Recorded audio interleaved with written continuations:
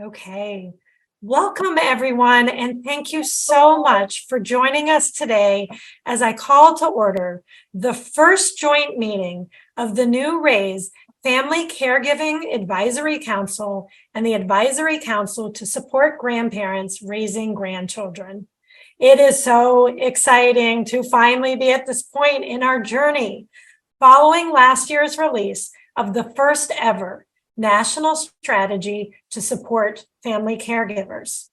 With this truly historic release of the strategy, both previous council's terms ended, leaving all of us with a clear mandate to pick up where they left off and ensure that the strategy is implemented and updated.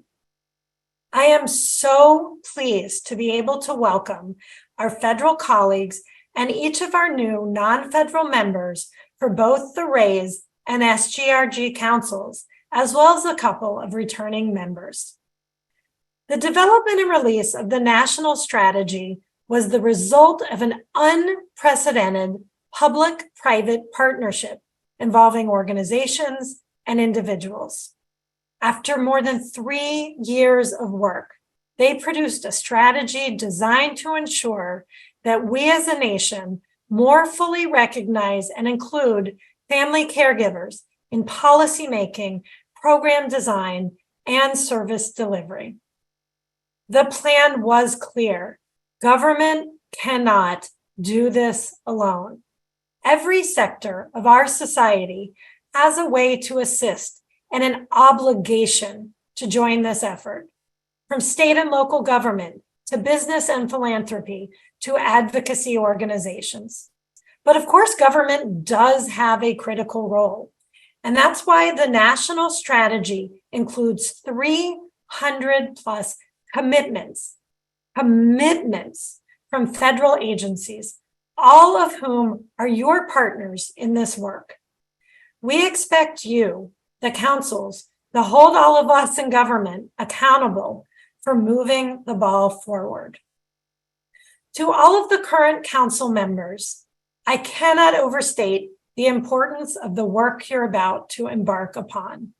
Issues of caregiving have never been more visible, and we have never had more momentum for change.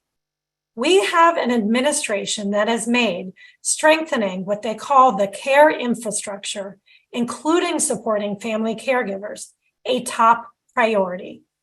As you'll hear in a few minutes, that includes the president highlighting these issues in his State of the Union and his issuing an executive order on care.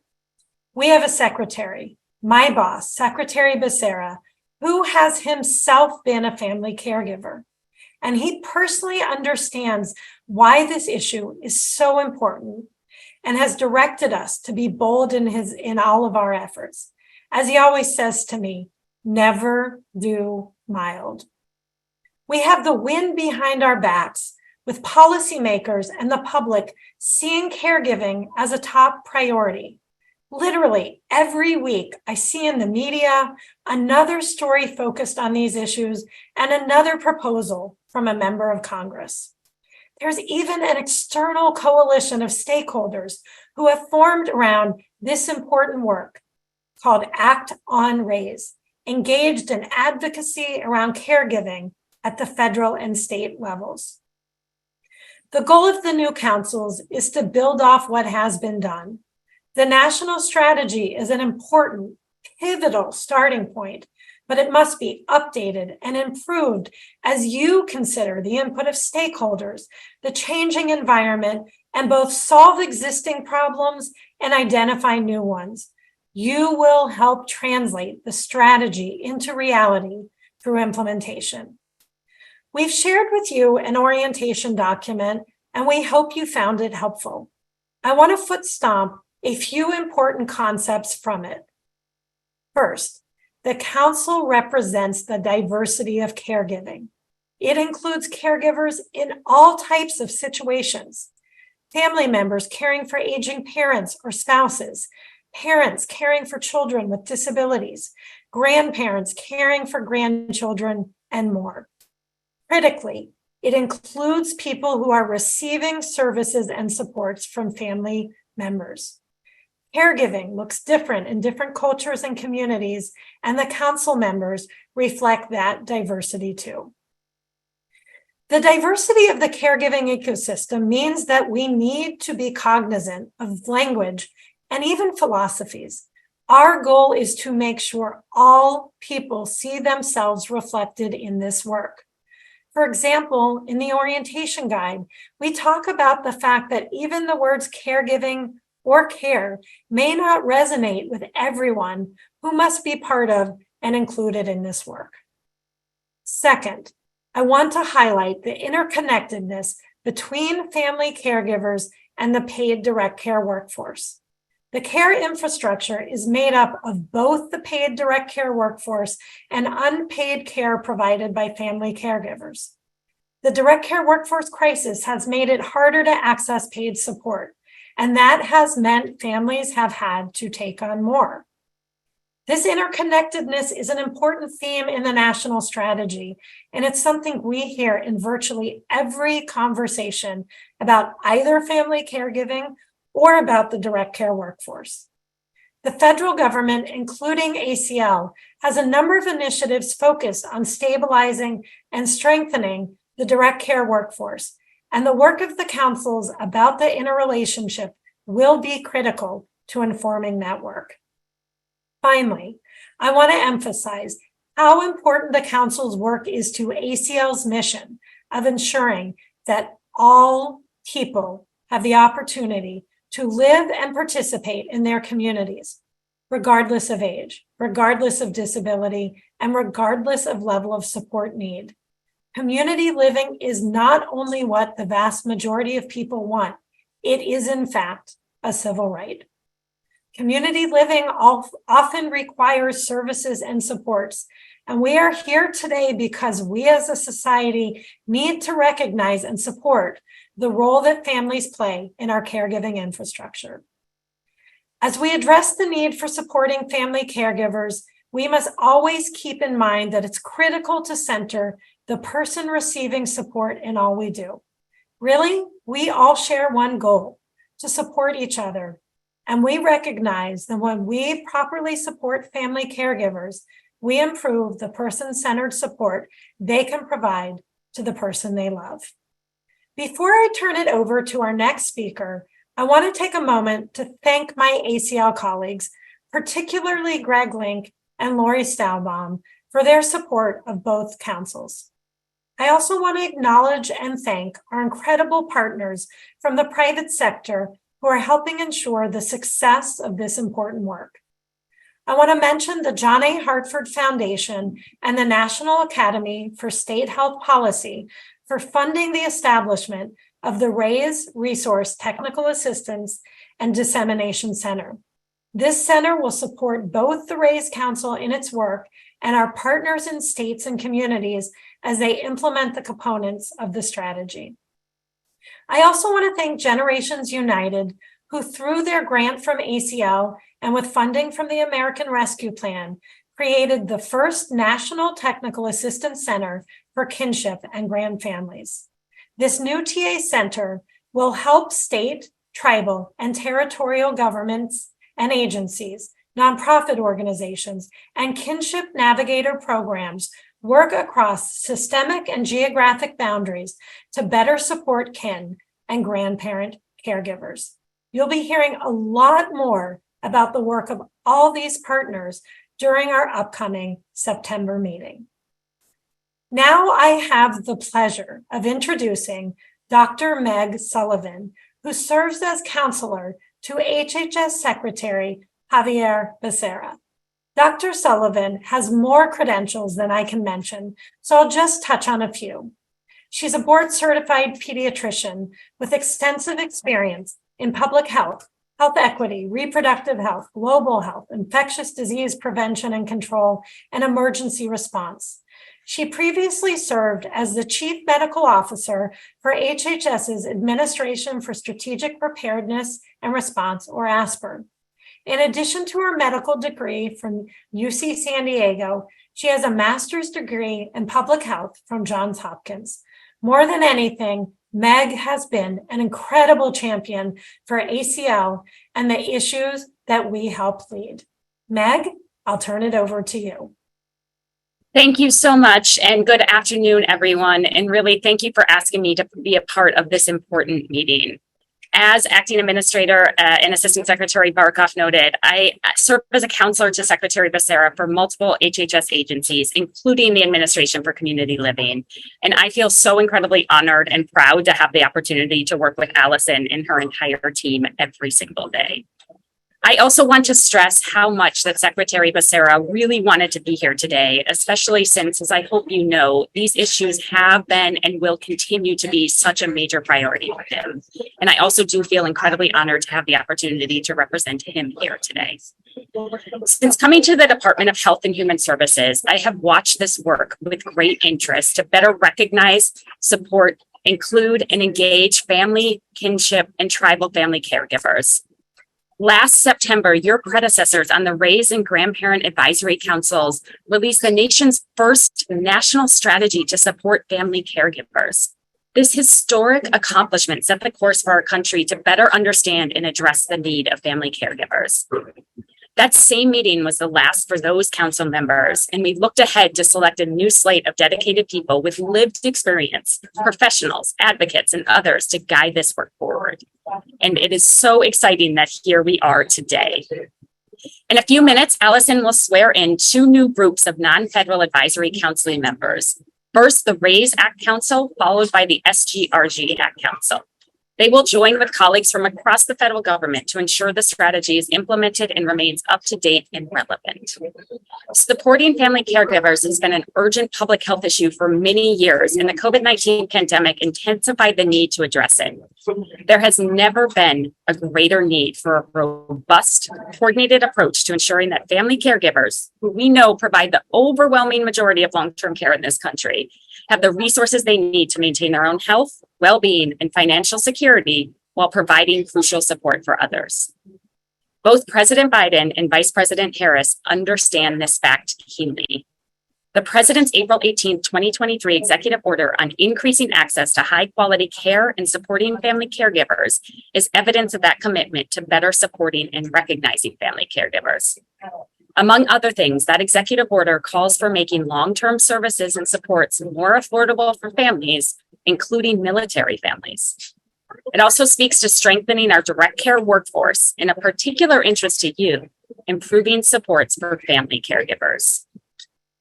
Your work over the course of the next 3 years will continue to give voice to the needs of family, kinship, and tribal caregivers. This is such a critical issue for our country right now.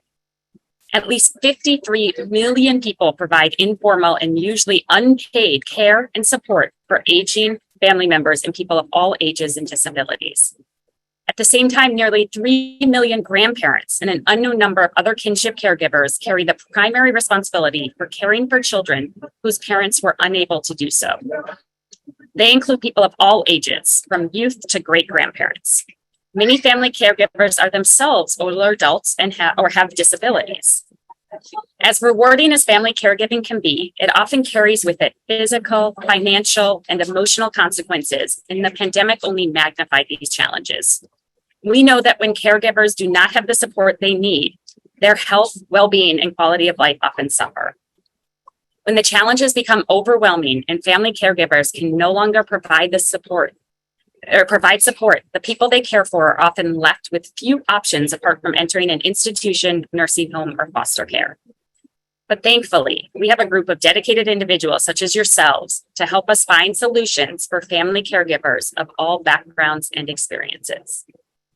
We also know that with the roadmap for change that the national strategy provides, we have the ideas needed to drive strategic planning and shape action.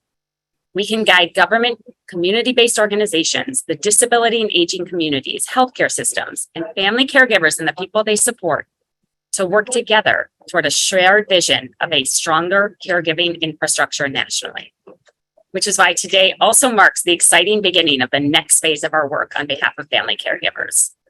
So again, on behalf of the Biden-Harris administration, the Department of Health and Human Services, and personally from Secretary Becerra, thank you for your leadership in this important work.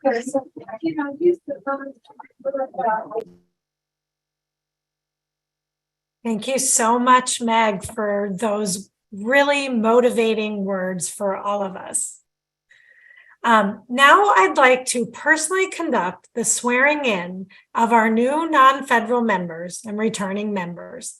Before I do, I just want to thank every one of you for pushing through the mountain of federal paperwork it took to get you on board. I feel like this is probably the definition of bureaucracy.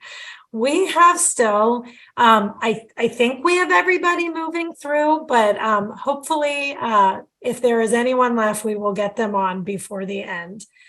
So I will start the swearing in first with the RAISE Council, followed by members of the Grandparent Advisory Council. If I could ask the non-federal members of the RAISE Council to please turn your cameras on. I'll pause for a moment to give you a chance to do that, and then we will also have a slide with the oath. Okay, give it maybe 10 more seconds. If everyone could please turn on your cameras. And microphones. And microphones. Thank you, Lori. Okay. Lori, am I good to go? Next slide, please.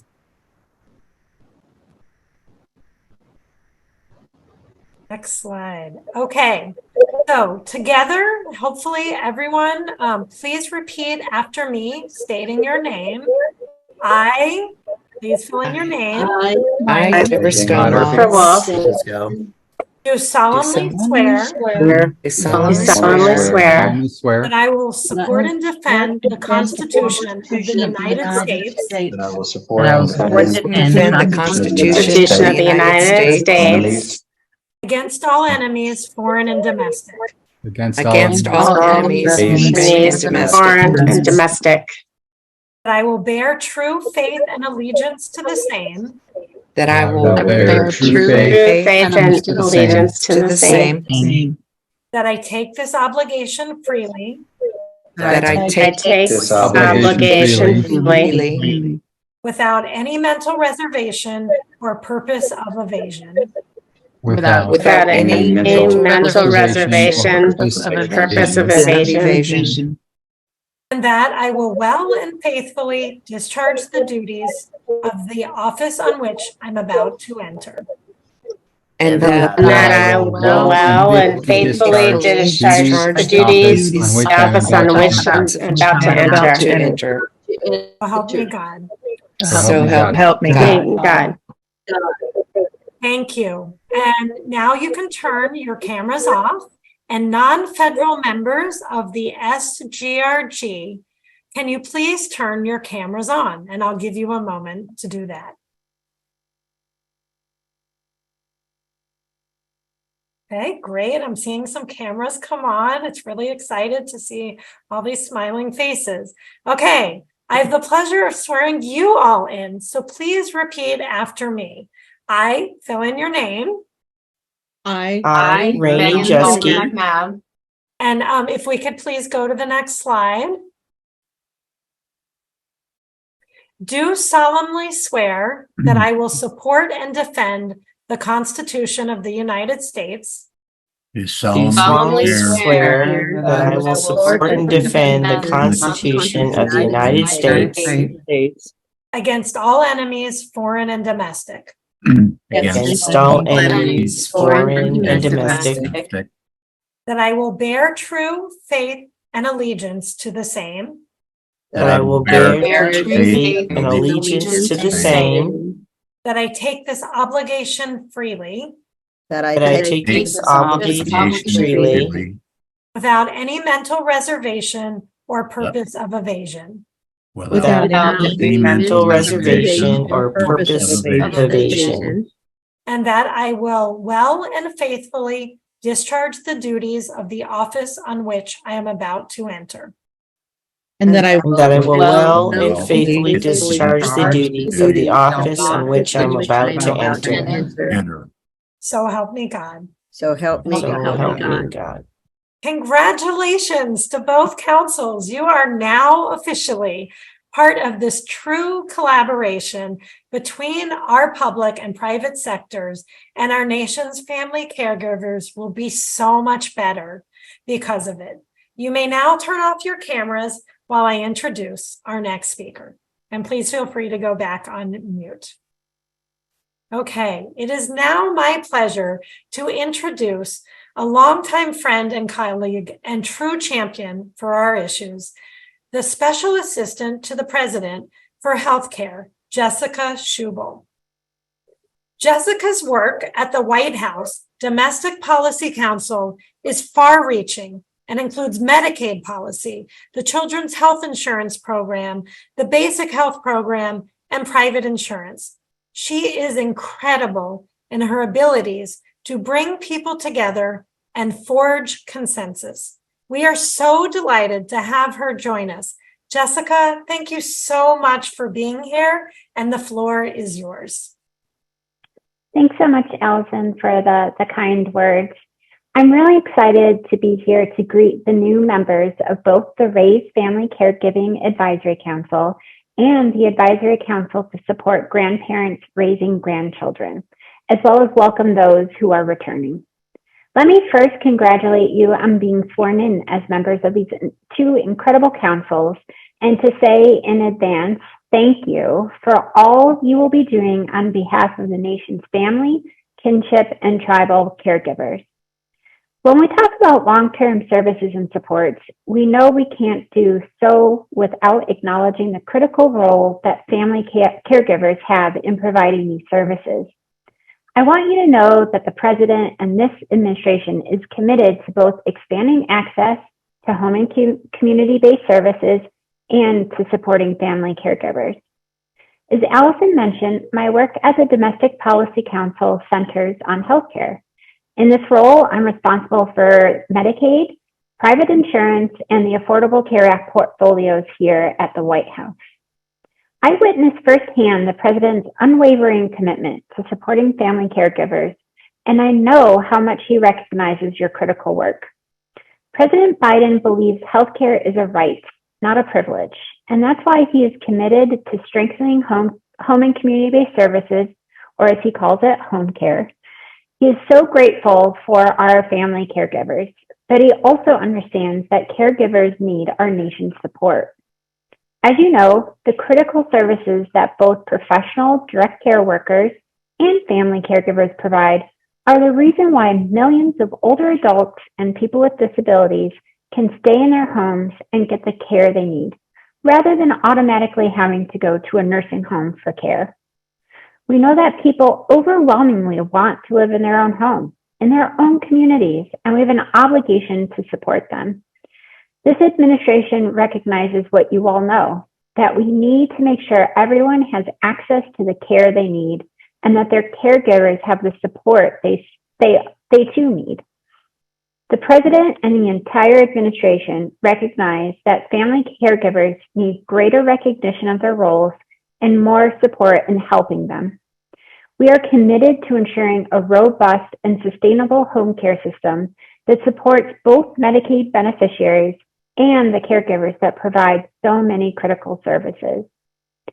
One of President Biden's most impactful actions in the home care space was signing the American Rescue Plan, which provided additional Medicaid funding to states so they could expand access to vital services and also enhance and strengthen their home care programs. That support through the Centers for Medicare and Medicaid Services came at a crucial time. The challenges of COVID-19 were particularly hard for family caregivers, many of whom had to take on more as their family members lost formal service during the pandemic. Additional funding didn't solve everything, but it helped a lot of families. Family caregivers are such a critical component of the care infrastructure, and the President, through his recent care executive order, is demonstrating his and the whole administration's concrete commitment to this shared mission. He believes that investing in care is an investment in the future of America's families, workforce, and our nation's economy.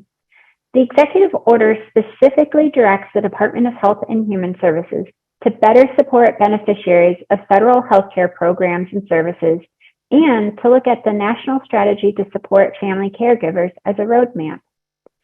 The administration is using all available levers to do what we can to strengthen our caregiving infrastructure and support caregivers.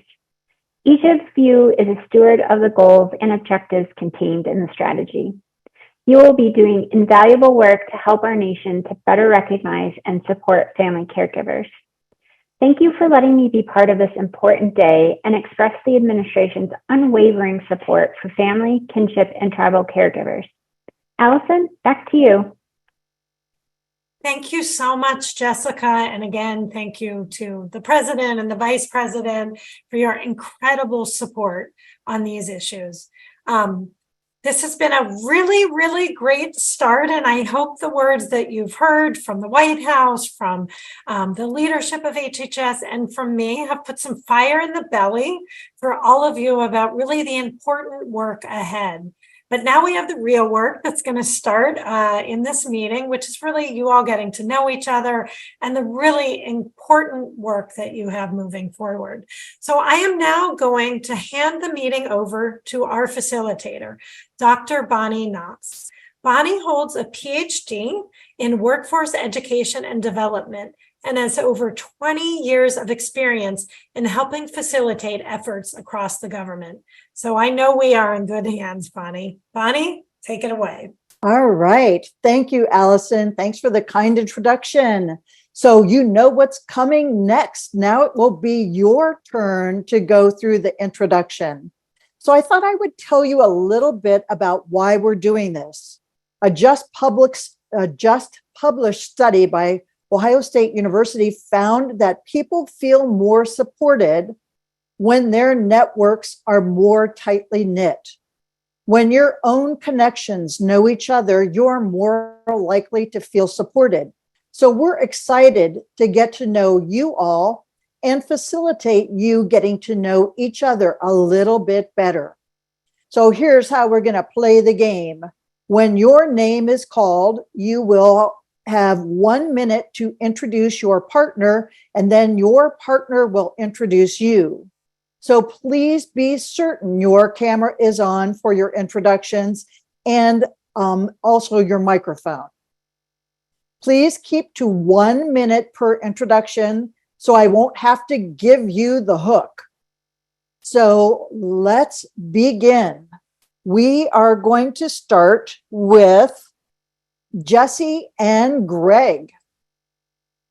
Thank you, Bonnie. This is Greg Link, and I have the distinct pleasure of actually introducing two members of the RAISE Council. The first is Jesse Francisco. He is a C4 quadriplegic with a spinal cord injury that he sustained 26 years ago, and he lives in Northern California and is working on his bachelor's degree in philosophy. As an adult with a disability, he has lived on his own, requiring caregivers for the past 20 years. He brings a lot of insight into how government programs work and the personal responsibilities associated with hiring and managing staff. As a person with a disability, he believes most barriers to living a respectable life start with care in the home. He also believes as a society, we have the power and knowledge to be able to implement a system to give every individual with a disability a chance to be part of their community. And a little fun fact about Jesse, he's an avid video game player and even a streamer. And he's quickly becoming known as one of the best Mario gamers in the world. So any other gamers out there on the council, you may have a new buddy to pair up with and play.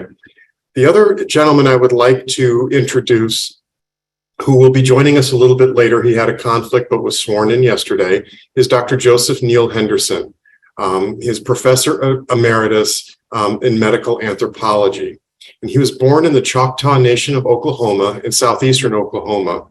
And he developed the first minority dementia caregiver support groups with funding from the Administration on Aging back in the late 1980s. And he's been working with tribal caregiver education for the last 20 years. And as a fun fact to know about Dr. Henderson, he's a former cave diving instructor in Florida. Jesse, I'll turn it over to you. Thank you, Greg. I'm here to introduce Greg. Greg is the director of the Office of Supportive and Caregiver Services at the ACL. He has worked for nearly 35 years in the field of aging, starting at the community level in Florida. Family caregiving is very personal to him, as he supported both his parents from long distance for several years before their passing. While it was stressful and exhausting at times, Greg wouldn't trade the experience of those several years he had the privilege of assisting his parents. He believes that without a clear strategy and approach for supporting family caregivers, our long-term services and support systems will not be able to meet the needs of those who need assistance. Also, a very fun fact about Greg, he would describe himself as a dog fanatic, and his dream job would be to drive a bus full of dogs to doggy daycare and home again every day. That is great. Thank you, Jesse. Let's give them some online applause. Good job, folks. Good job. All right. So they set the bar for us. We are next up, we have Carol and Sarah. Whenever you're ready. All right, I'm happy to go first. I will introduce Carol Zerniel. She's a gerontologist who's currently serving as executive director of the WellMed Charitable Foundation, which provides programming across Texas and Florida for older adults and their caregivers, along with some research and grant making. And like I think a lot of us, her interest in the issues that face older adults and in caregiving sprang from her personal experience. She told me about a really beautiful and meaningful friendship that she developed right out of college with a neighbor who was an older gentleman that she helped out in community and really like built a very beautiful intergenerational friendship with that has continued to have impacts across her life. And her passion for caregiving was also further solidified because she served as a caregiver, again, like many of us within her own family, first to her mother, her sister, and now currently her father. This is Carol's second time getting to be on the RAISE Council. She had wonderful things to say about the first term. She's eager to continue the work with other private sector stakeholders and government agencies. And she's joining us today from San Antonio, where she has a much cooler life than I do.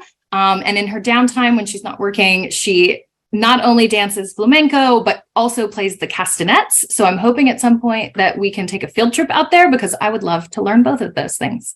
I'll pass it over to you now, Carol. Thank you. Well, thank you very much. Sarah Jane Glenn, or SJ, she prefers to be called, is a senior advisor for the Women's Bureau Department of Labor. She holds a PhD in sociology and divides her time between Washington, D.C. and Nashville, Tennessee. And she is proud to represent half of the workforce of the entire United States and is excited to be the Department of Labor representative on the RAISE Advisory Council. And SJ places a strong emphasis on care. I love that she said thinking about care is also thinking about employment. And so her background with employment policies and FMLA, she understands the challenge of working caregivers and really is thinking seriously about what does our new care force, our paid care force, look like. And she wants to grow the conversation from thinking about caring for babies and children to thinking about taking care of older person and the issue of paid leave for caregiving. When she is not championing women's issues or employment issues, her fun time is dedicated to a 15-year-old blind diabetic corgi in the Music City. Awesome.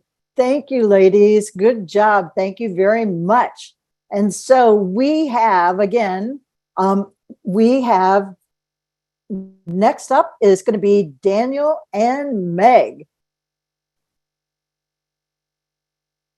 So I'll start. My name is Daniel. I'm introducing Meg Cabot. Meg serves as the Principal Senior Advisor to the Secretary of the U.S. Department of Veterans Affairs. In that role, she's obviously located in Washington, D.C.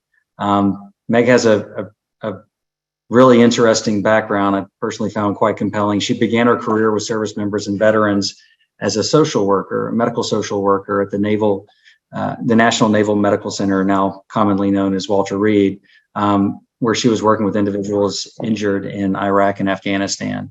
In that role, she saw firsthand the important role that family caregivers can help in making injured and ill individuals thrive, regardless of their circumstances.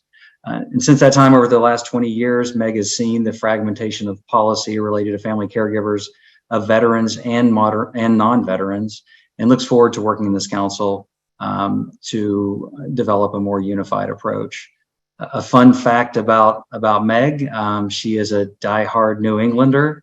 So I guess let the Tom Brady jokes come on, and especially when it comes to seafood and the New England Patriots. Meg, I'm personally really excited to work with you.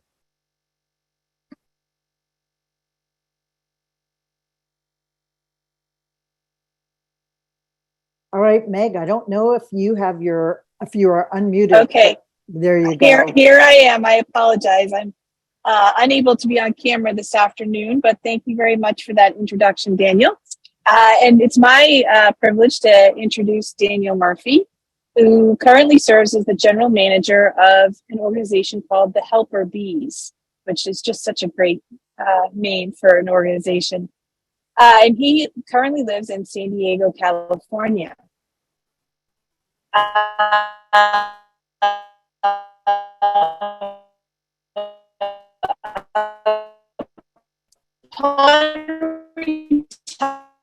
It looks like, Meg, it looks like it's you're in a bad spot, so your voice is not coming through.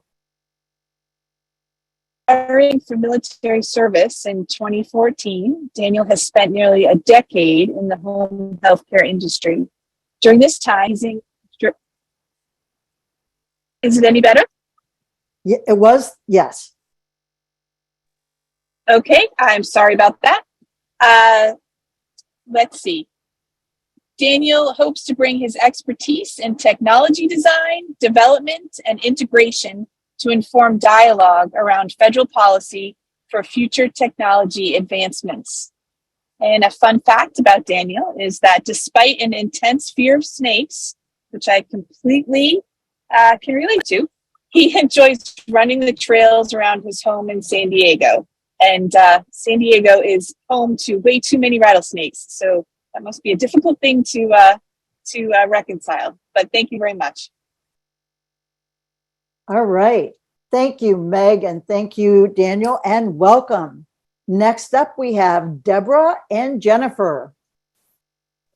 Thank you, Bonnie. I have the distinct privilege of introducing Jennifer Bishop, who is the director of the Division of Health Promotion and Communication in the Office of Disease Prevention and Health Promotion within the Office of the Assistant Secretary for Health.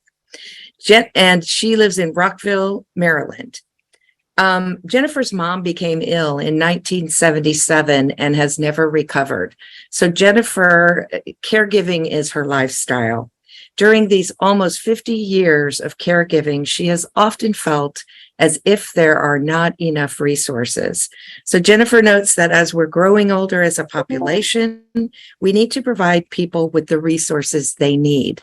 And Greg and SJ, you might want to close your ears for Jennifer's fun fact, because as a young child, Jennifer and her brother tried to ride their dog. They created a makeshift harness out of a belt, but luckily for dogs all over the world, the toddler siblings' efforts were unsuccessful. As you can see, it's my partner has the best sense of humor, and it's been my distinct honor getting to know her. I'd like to introduce Deborah Stone Walls. Deborah works for U.S. Aging, where she's the Chief of Program and Services, where she supports older adults and people with disabilities to live independently in communities of their choosing. Deborah's passion for helping caregivers stems from her work with older adults, and she really feels that this issue affects everyone in society and is really passionate about intervening and feels that it's worthy of attention. Lots of fun facts about my partner. First, she has a preference for Virginia over Maui. please talk to her about that. She also lost her last baby tooth at the age of 38. Last but not least, she loves to spread crazy joy via chicken slingshot. Another thing to discuss with her if you get a chance to meet her. Thank you. Nicely done and kind of scary, right? So welcome, Jennifer, and welcome, Deborah. We'll have to hear more of your story. And so I believe we are going to have Beverly introduce Denise for us.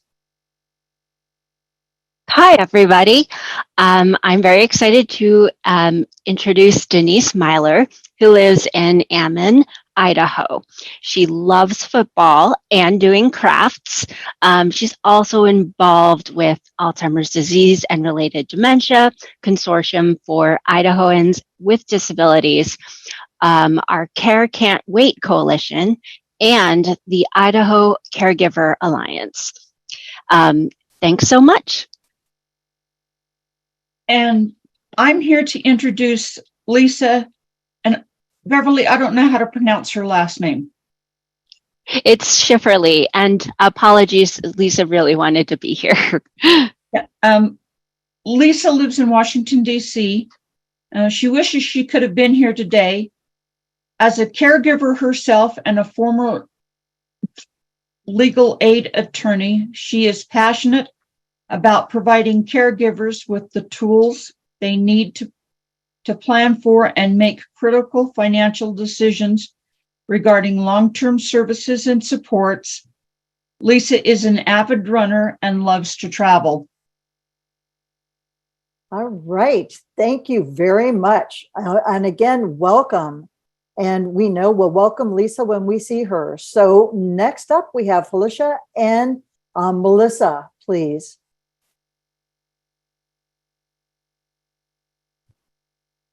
Hi, I am Felicia, but I'm here to introduce Melissa Gerald, who is the program director for the Division of Behavioral and Social Research with the National Institute on Aging, National Institutes of Health.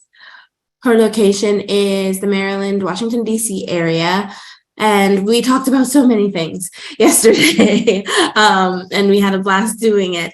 It was hard to just pick something to tell you about her and why she's interested in helping and doing this. She has been involved since the first council, and since she was one of 3 primary caregivers for her partner's mother who passed away last year, and with her experience with her job, she has firsthand experience as a caregiver, which gives her a unique perspective of some of the unmet needs of caregivers and how research and policy can help to address them.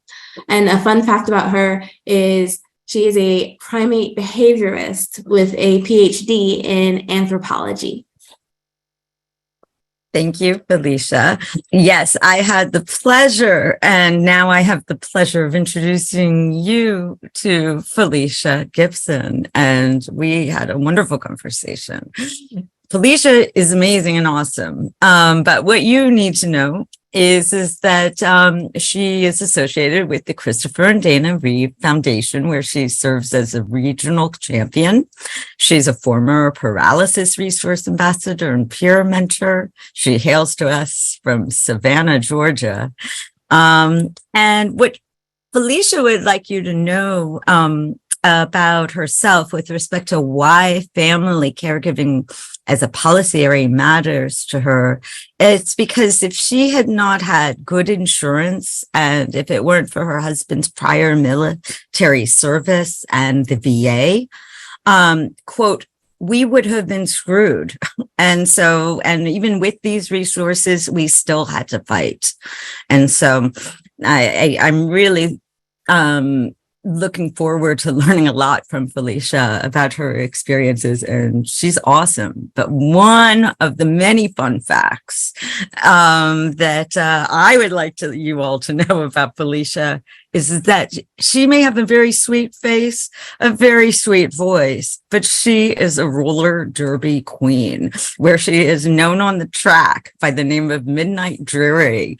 And Midnight Dreary was inspired by Edgar Allan Poe's The Raven. I really look forward to working with Felicia and getting to know her better. Thank you. Thank you. Well done, Melissa, and welcome, Felicia. We'll be aware that we've got to not be on a roller rink with you. So thank you both, ladies, and welcome. And we have next up Gloria and Rosemary, please. Good afternoon. I will start, and I have the pleasure of introducing Miss Gloria Sanchez. And we had a moment together today, but Miss Sanchez is affiliate of the City of McAfee Senior Advisory Committee, located in the city of McAfee in Riverside, California. And Ms. Sanchez conveyed her purpose and what she hopes to accomplish while serving on the council. One is that she is a strong advocate for adult daycare centers. Two, to assist the recommendations of the council's strategy for family caregivers. And lastly, her ability to collaborate with the federal, state, local governments and partners who provide public information on caregiving and who also provide education on resources available to caregivers. Ms. Sanchez, fun fact is that she is an avid karaoke performer. She identified herself as not a singer, but she loves to pantomime to the songs. So she's more of a lip syncer when it comes to karaoke, but she's very much an enthusiast on karaoke. So I want you to help me welcome Ms. Sanchez to the Advisory Council. Thank you. Thank you so much, Rosemary. It was my pleasure to speak with you this morning, and we could have gone on and on and on. But I want to take this moment to introduce Rosemary Payne, who is the Senior Public Health Advisor and ex officio Advisory Council member. This is her second term, and it's a privilege to have her with us again. She is affiliated with the Substance Abuse and Mental Health Services Administration, better known as SANTA. She lives in Rockville, and she is, I can tell, so motivated to help continue the work of the first advisory councils. And with her experience, knowledge, and commitment, I know we will continue the good work. Her fun fact, she likes swimming in the ocean, but she fears sharks. And like, who doesn't fear sharks? Maybe many of us do. But get this, she also enjoys binge watching Shark Week month. So with that said, she's going to take a bite out of this road and journey that we're on. So it's a privilege to say I look forward to working with you, Rosemary. Likewise. Thank you. Likewise. Welcome, Rosemary and Gloria. Awesome. Thank you. So now we have Jennifer and Jan are up next, please. Hi, I'm delighted to introduce Jan Newsome, who is Senior Manager of Partnerships and Communications for AmeriCorps Seniors. This is the agency program that engages adults ages 55 and older in critical volunteer service to support America's communities. Jan is responsible for external partnership engagement and the implementation of older adult volunteer interventions to support the mission and expand the capacity of local nonprofit, corporate, and federal interagency initiatives. Selected AmeriCorps senior programs include Respite for Family Caregivers, and Jan is especially excited about her involvement in facilitating the scale and spread in local communities. Jan is representing herself on RAISE, as well as sitting in for Italia SGRG. I apologize if I got the pronunciation wrong. The director of AmeriCorps Seniors, who was unable to make today's meeting, but who serves on the Advisory Council for Grandparents Raising Grandchildren. And I was unable to get a fun fact about Jan. My apologies. So,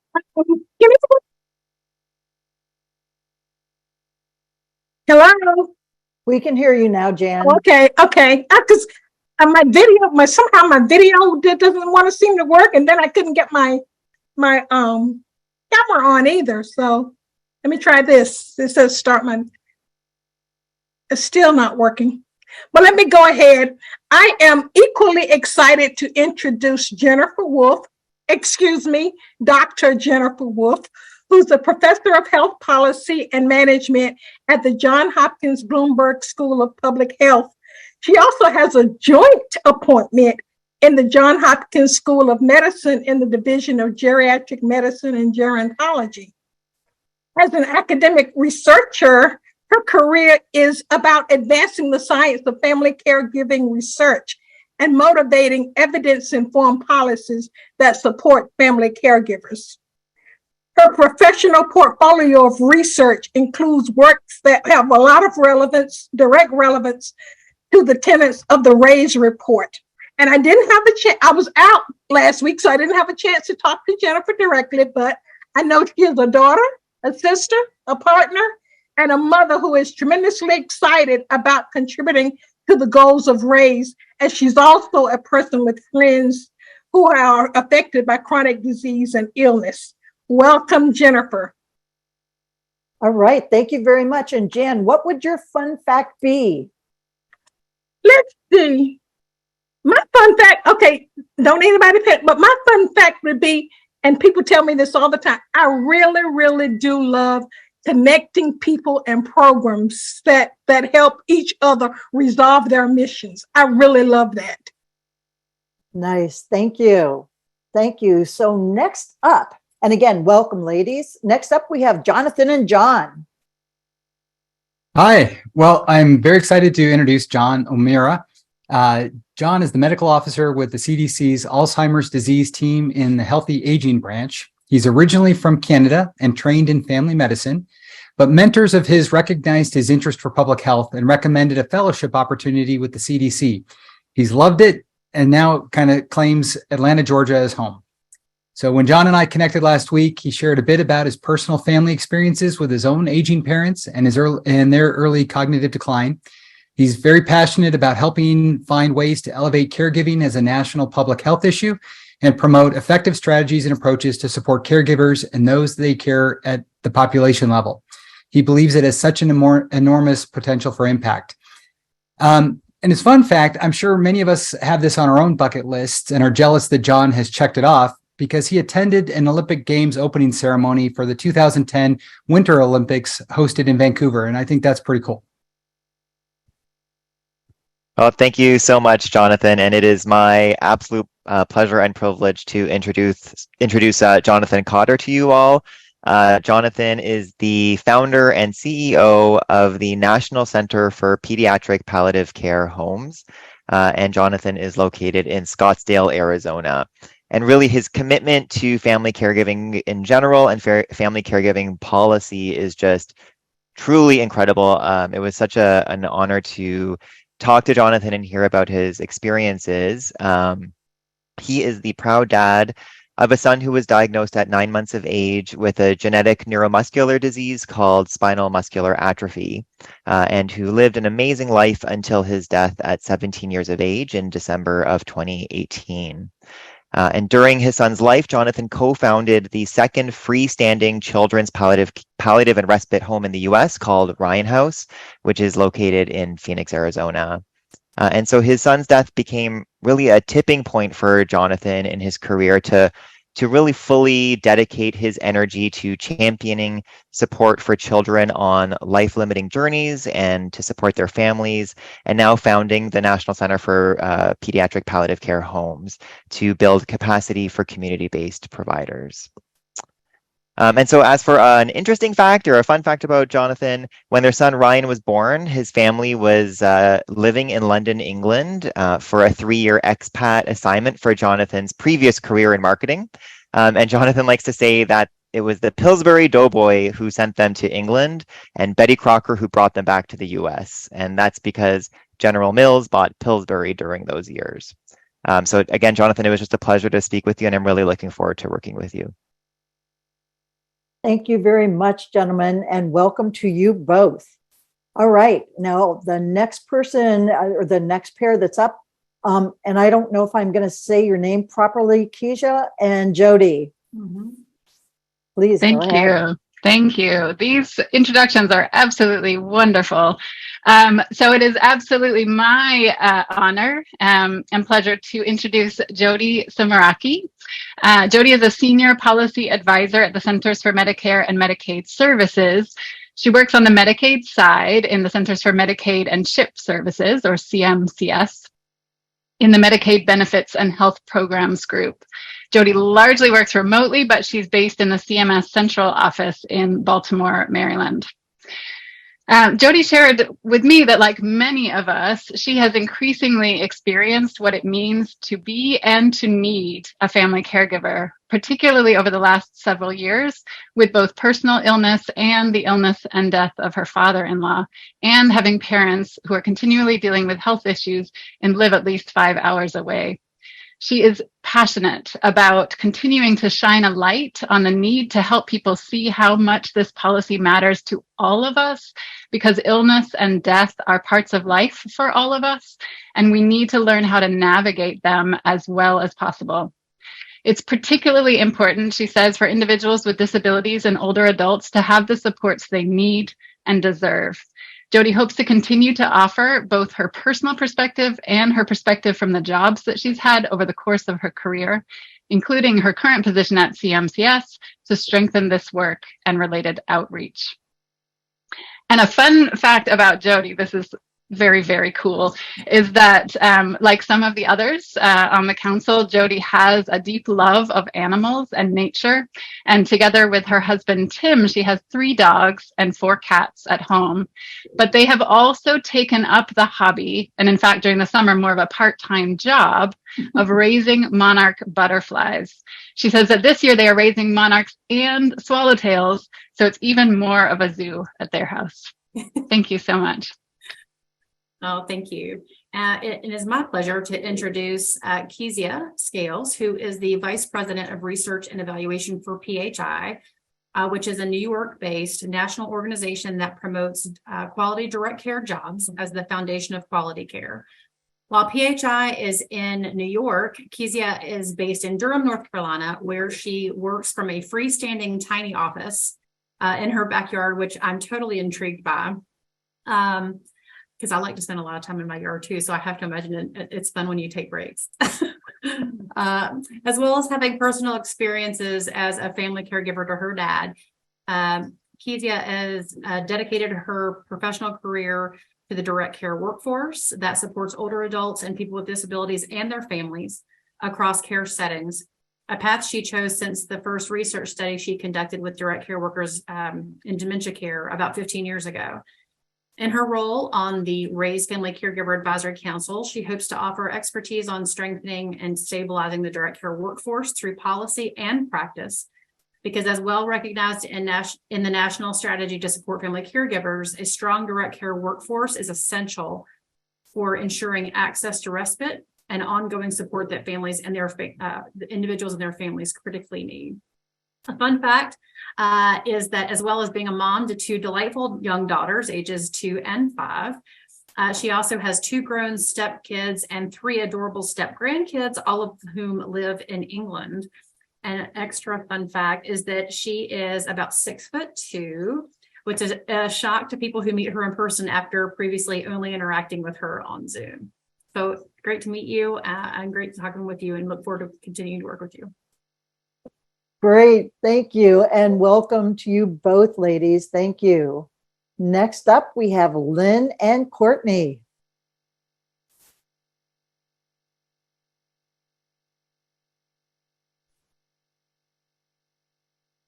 Yes, good afternoon, everyone. There she is. Hi, Courtney. It is my pleasure to introduce Courtney Simmons to you. Courtney is employed by the USDA National Institute of Food and Agriculture, which is a funding agency for food and agriculture.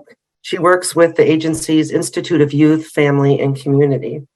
Courtney lives just outside of Charleston, South Carolina.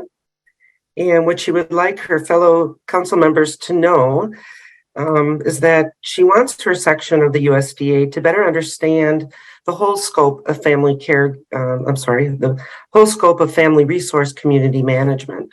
The agency currently does not have language that speaks specifically to supporting family caregivers as a whole, and opportunities that do exist are usually related only to supporting children. So she hopes to learn about America's broader caregiving needs, where cross sections exist, and to identify areas where new programs can be created.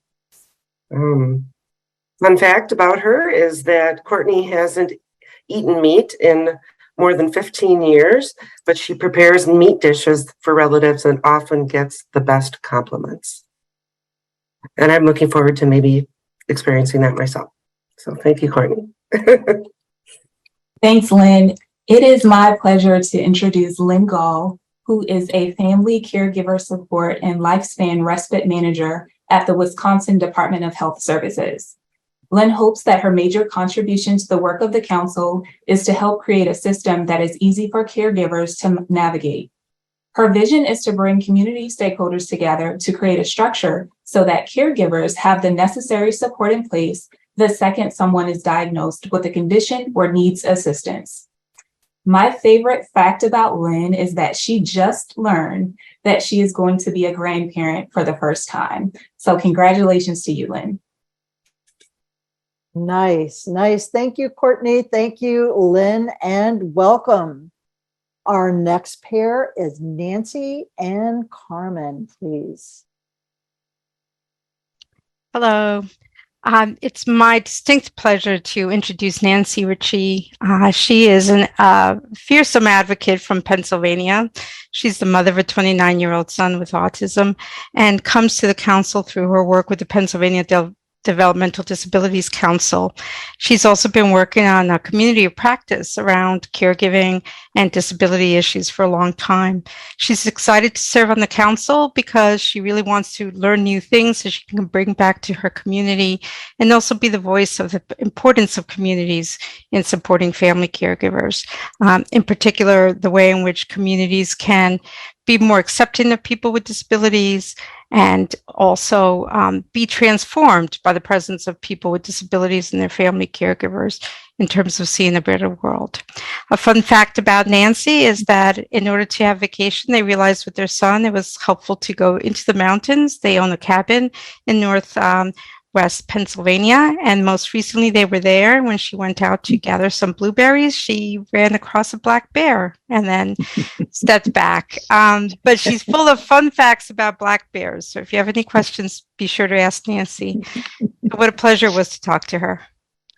Thanks, Carmen. It was my pleasure yesterday too to talk with you. So Carmen works for the Department of Education, the Office of Special Education Programs, where she focuses on helping families understand their rights in the education system. Carmen is a family caregiver and mother of a son herself, a 29-year-old son as well, who has disabilities. She lives in Virginia in the DC area. And Carmen knows very personally how much time and energy goes into being a family caregiver. And she shared with me how important it is to make family caregivers feel valued, acknowledged, and not alone, because some days are very lonely. So the fun fact that Carmen shared with me was that in the middle of the pandemic, she was able to take a cruise in Jordan, Greece, and Egypt. And it was at that time the first cruise since the pandemic that visited Egypt. She traveled through the Suez Canal, which she said was amazing. And she taught me that, I didn't know this, the pyramids in Egypt are just blocks from the city of Cairo, and the Sphinx has a city within just 100 feet. So who knew? Thanks for your time with me, Carmen. Thank you. All right. Welcome, Carmen and Nancy. And last but not least of the Raise Council, Sharon and Helen, please. Hi, everyone. I'll go first. It is my pleasure to introduce Dr. Sharon McDaniel. She's the founder, president, and CEO of A Second Chance, Inc., which is the nation's leading nonprofit voice on kinship care. She's based out of Pittsburgh, Pennsylvania. And she's known as a thought leader in public policy related to kinship care, racial inequities, transitioning young adults, and coalition building, which suits her well for this group. She has both a PhD in nonprofit leadership and management and an EdD in nonprofit public organizational management. And she's particularly looking forward to contributing her expertise on the intersection of kinship care and her lived experience with kinship care on our work in the child welfare sector for over 40 years with the Raise Council. A fun fact about Sharon is that she is vetting the purchase of an acoustic violin and taking up that hobby of playing the violin from her youth. Great. Thank you so much, Dr. Lamont. It's my distinct pleasure to introduce Dr. Helen Lamont, who's a gerontologist, and she is a government official. She works for the Office of the Assistant Secretary for Planning and Evaluation in HHS. She also is a director of the Division of Disability and Aging Policy. She's in Washington, D.C. And Dr. Lamont wanted to offer for our consideration that you can't talk about disability and aging policy without acknowledging the major role that caregivers play. And she says that as the population begins to age, we need to acknowledge it, we need to lift them up, celebrate and expand programs and policies to support these caregivers. And a fun fact that she gave me was that she met her husband at a retirement facility community, but he's 2 years younger than she is. So, So nice meeting you. Thank you so much. Thanks. All right. Thank you very much, Sharon and Helen. So before we go on to our next council, let's everybody give that silent applause to the Raise Council members. Raise Council members, and then we are going to go through the SGRG council members. So our first group up, or our first pair up, is going to be Antisha and Beverly, please. Hello. I'm so very excited to introduce you to Antisha Chesterton. She lives in Las Vegas, Nevada, and really, I'm so excited. She brings professional and personal expertise to the table and it will be an incredibly effective advocate. Antisha's passion for kinship caregivers comes from her youth. At 9 years old, she and her siblings were raised by maternal grandparents. She didn't understand the struggles and stress that this caused on her grandparents until she turned 16, when they were put into the foster care system away from one another and enduring another loss. She aged out of the system at 18 and started working towards making policy changes, trying her best to help kinship caregivers thrive so no other children would have to feel the loss that she did. At 24, she began to really understand the struggles that kinship caregivers face when she was asked to become a placement to her sister's 4 children. And having 3 children of her own, her family grew by 4 overnight. All of the children were 7 and under at the time, 7, 6, 5, 4, 2 3-year-olds, and a 1-year-old. Once the children were successfully reunited,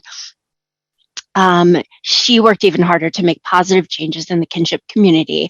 She worked for the Kinship Navigator system in her state for 6 years and became a Generations United Grand Families Committee member.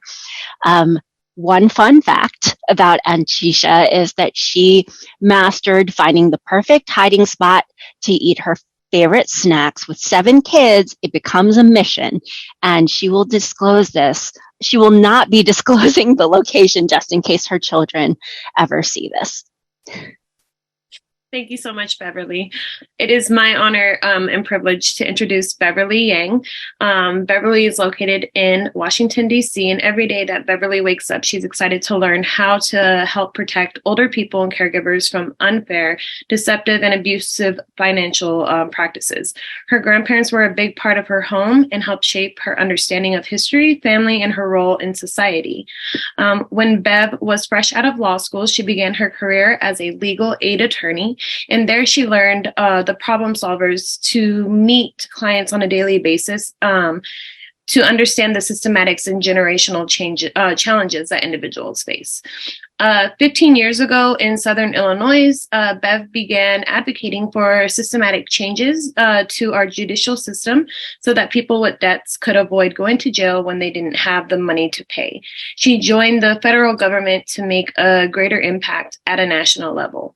Caregivers matter to Beverly because we are all caregivers or carees, and by middle age, she's managed to be both. Both her and her spouse live with serious disabilities, and they have each had the opportunity to seek and manage health care for family members with a disability.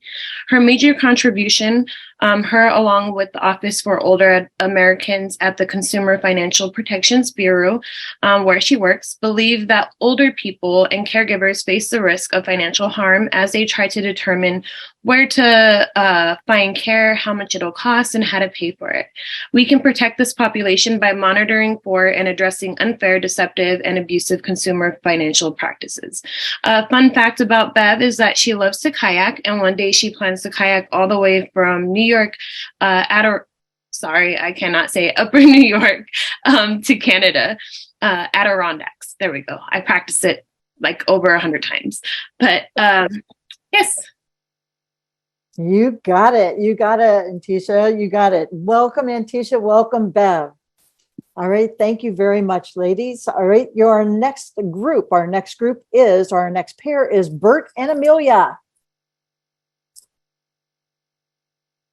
Hi, everybody. It's my privilege to introduce Dr. Bert Hayslip. He's Regents Professor Emeritus of Psychology at the University of North Texas in Denton.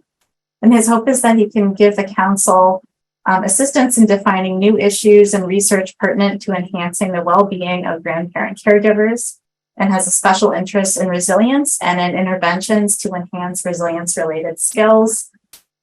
He's been focused on this area of research among resilience among grandparent caregivers for the past decade. A couple of fun facts I would like to share.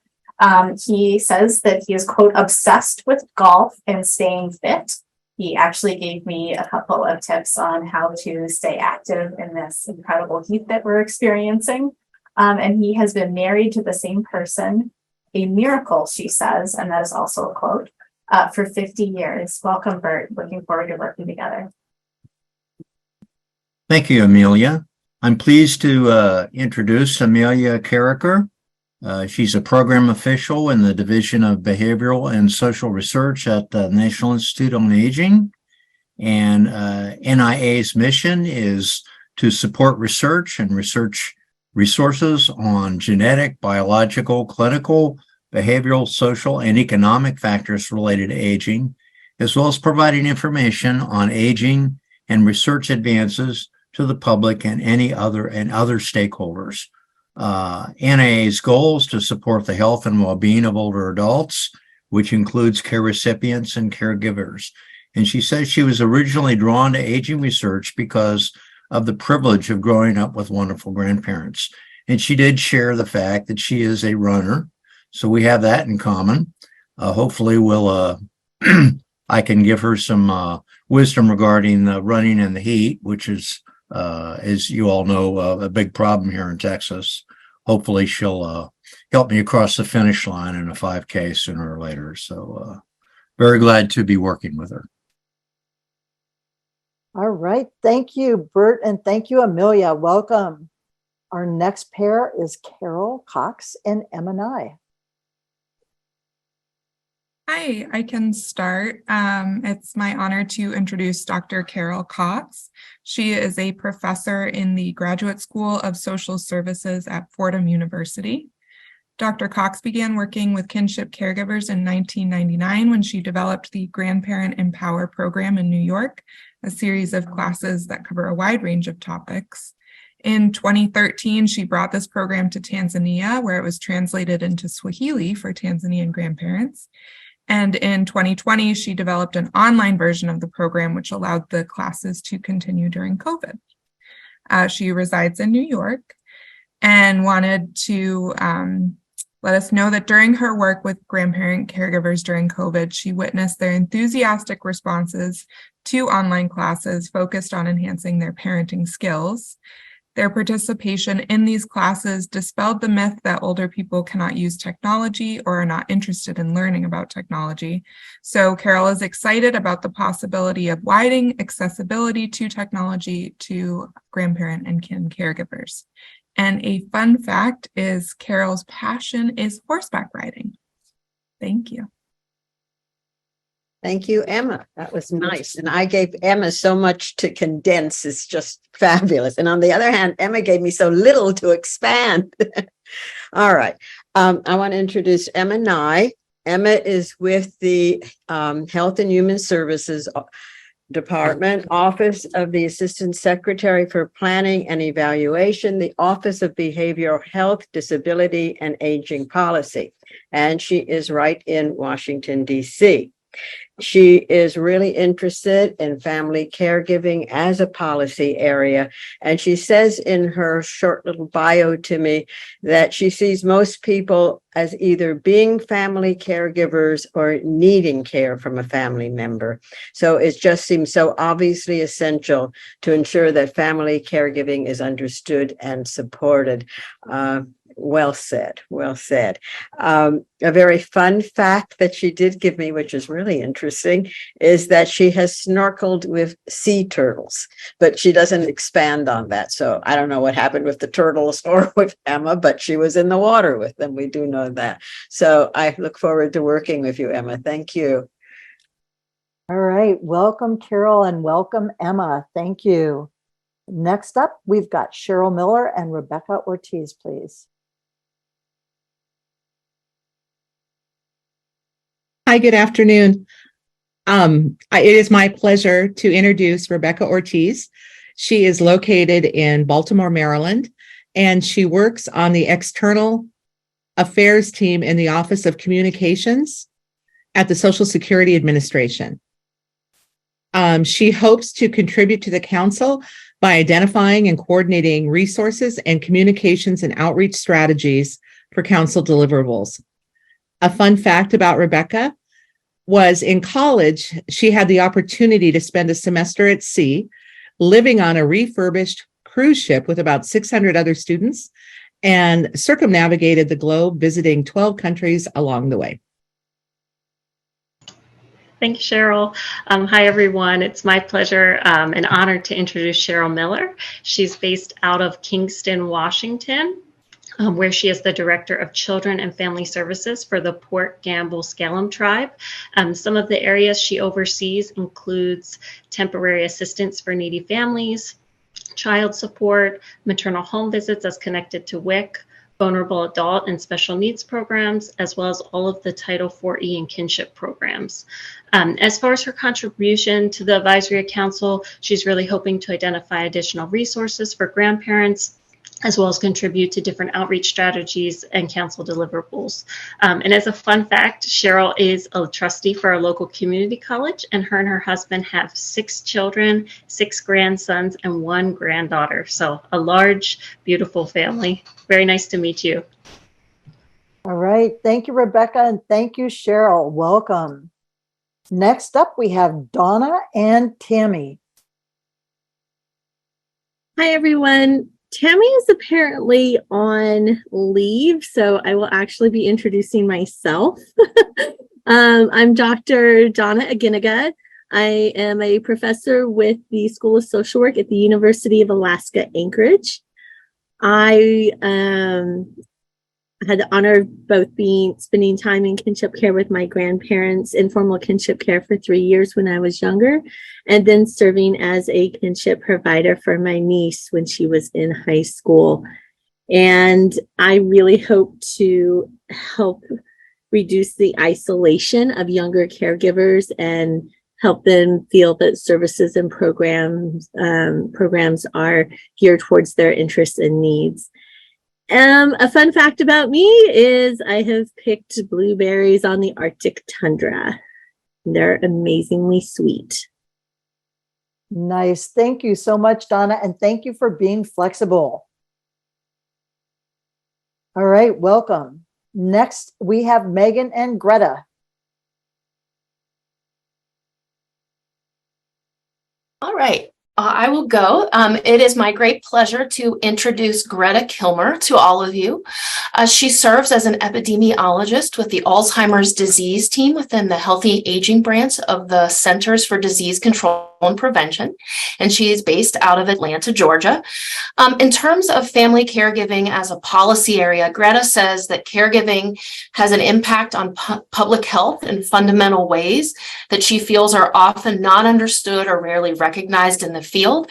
And she is particularly interested in how caregiving affects mental health throughout the lifespan.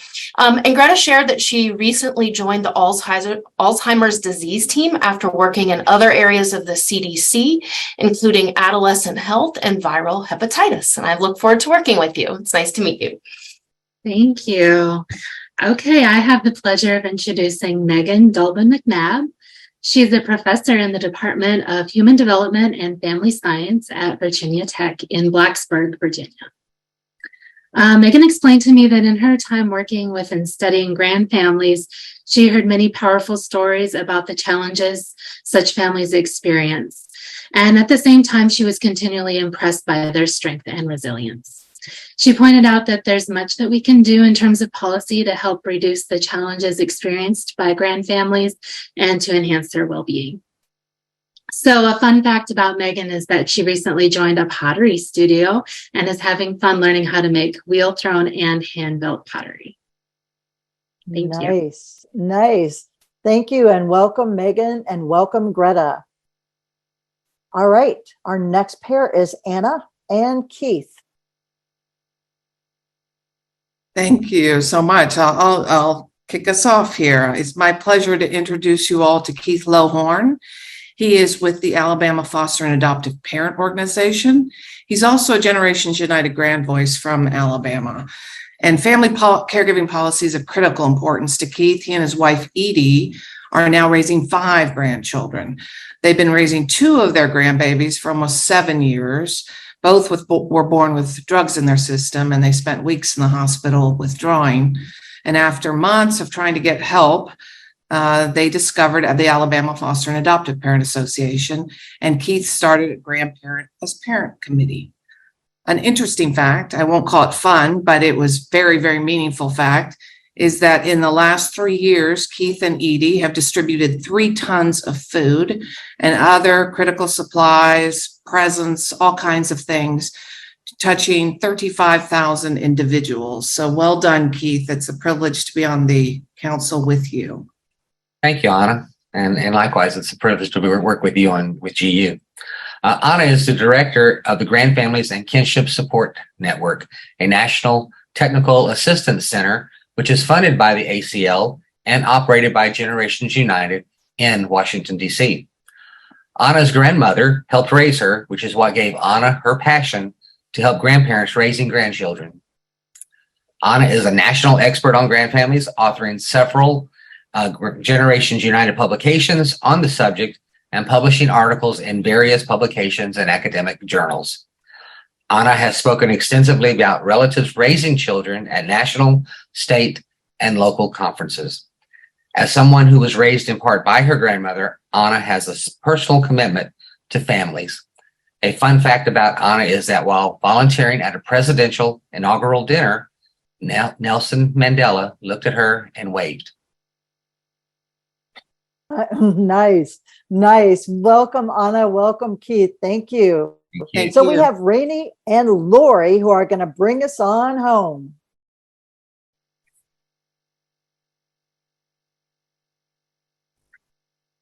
Shall I start? I am fortunate to introduce Rainey Jusky. Rainey, quote, fundraising is my superpower. Jusky is a certified fundraising executive with more than 30 years of nonprofit experience. She's been the executive director for Innovative Solutions for Disadvantage and Disability, or ISDD, located in Decatur, Georgia, since 2014. ISDD operates the largest kinship family support service in the Atlanta metro region. Rainey is driven in her work to support kinship families by her lived experience of aging out of the foster care system.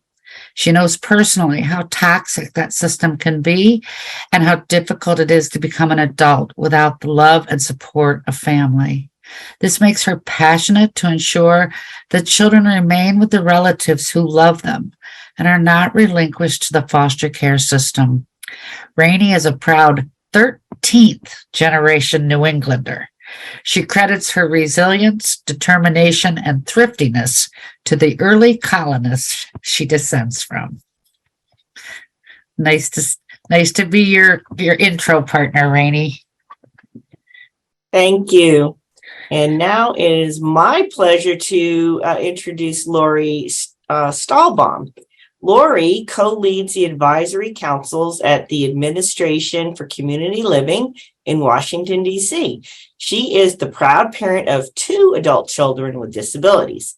Lori wants to be a part of the change she wishes to see in the world, a world in which awareness, acceptance, and understanding are the norm for caregivers and the people they care for. Working with the advisory councils gives Lori a great sense of personal and professional satisfaction. A fun fact about Lori is that she loves to dance. When she was a teenager, she wanted to be a dance therapist and work with people with Alzheimer's disease. All right. All right. Nicely done. Nicely done. Welcome, Lori, and welcome, Rainey. And welcome to all our SGRG council members. And I got to tell you, what a great group of people. There will be a quiz later to see if you remember fun facts as we go forward. Just kidding about that. But you guys did an absolutely great job. And hopefully this was the first step towards building community as we go forward. So stay in touch. And we're going to move on to our next setting our agenda for the work ahead. So here's what I would like to have us think about. We want to continue to build our community by keeping your purpose in mind. Your purpose reminds you of how your contribution matters. As members of a community, people don't just want to lay bricks, they want to build a cathedral. So to that end, what I'd like us all to think about and how we can participate in, if you have a comment, what I'd like you to do is raise your hand just so we won't talk over each other. But the first thing that I would like to just have a brainstorm, some ideas kind of free flowing out. What's one area of the 2022 national strategy that we should be focused on over the next year?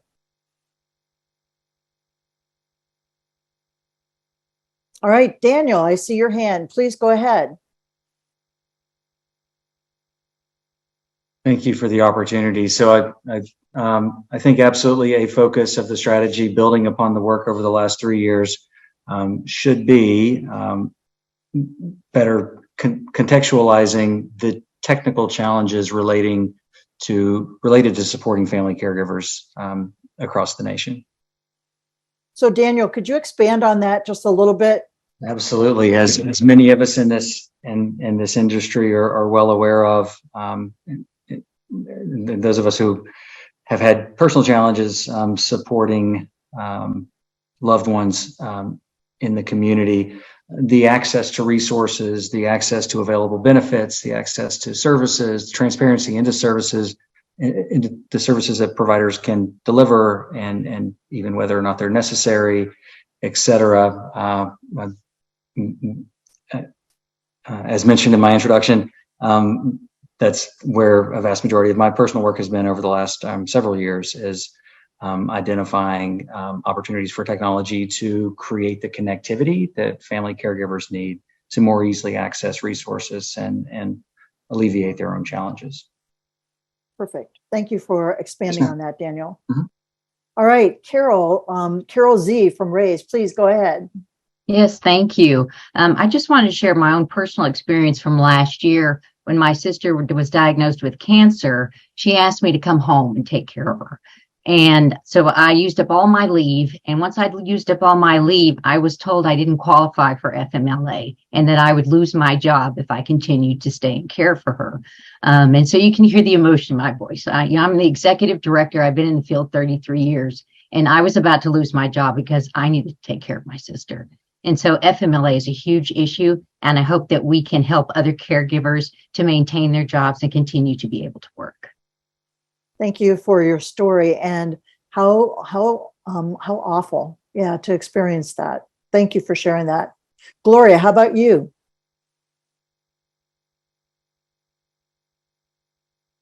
Yes, thank you so much. Just to reiterate, as a family caregiver for my aunt, my mother, and my husband, I can tell you that navigating that journey was difficult because at one time I didn't know who to turn to. I was lucky enough to be put in touch with our local Riverside County Office on Aging that helped tremendously. Working on the Senior Advisory Committee for the City of Menifee also gave me the resources. I think what we need to do is reach out to as many organizations to collaborate so we can work together to educate people on the difficult role of a caregiver and also help them find some financial help along the way. Thank you. Thank you for that, Gloria. Lynn, I see your hand, please. Yeah, thank you. What I would love to see us work on is really getting that message out to everybody in every group who's named in the strategy, and even maybe people who aren't, just about how everybody plays a role in supporting family caregivers. We've been doing a lot of work, as the person who just spoke to behind me.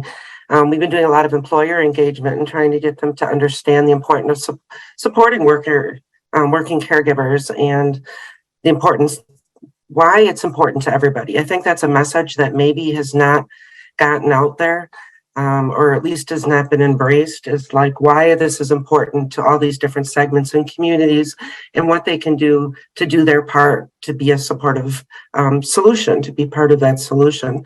So that would be something that I would love to see our group work on. Thank you. Awesome. Carol Cox, please, how about you?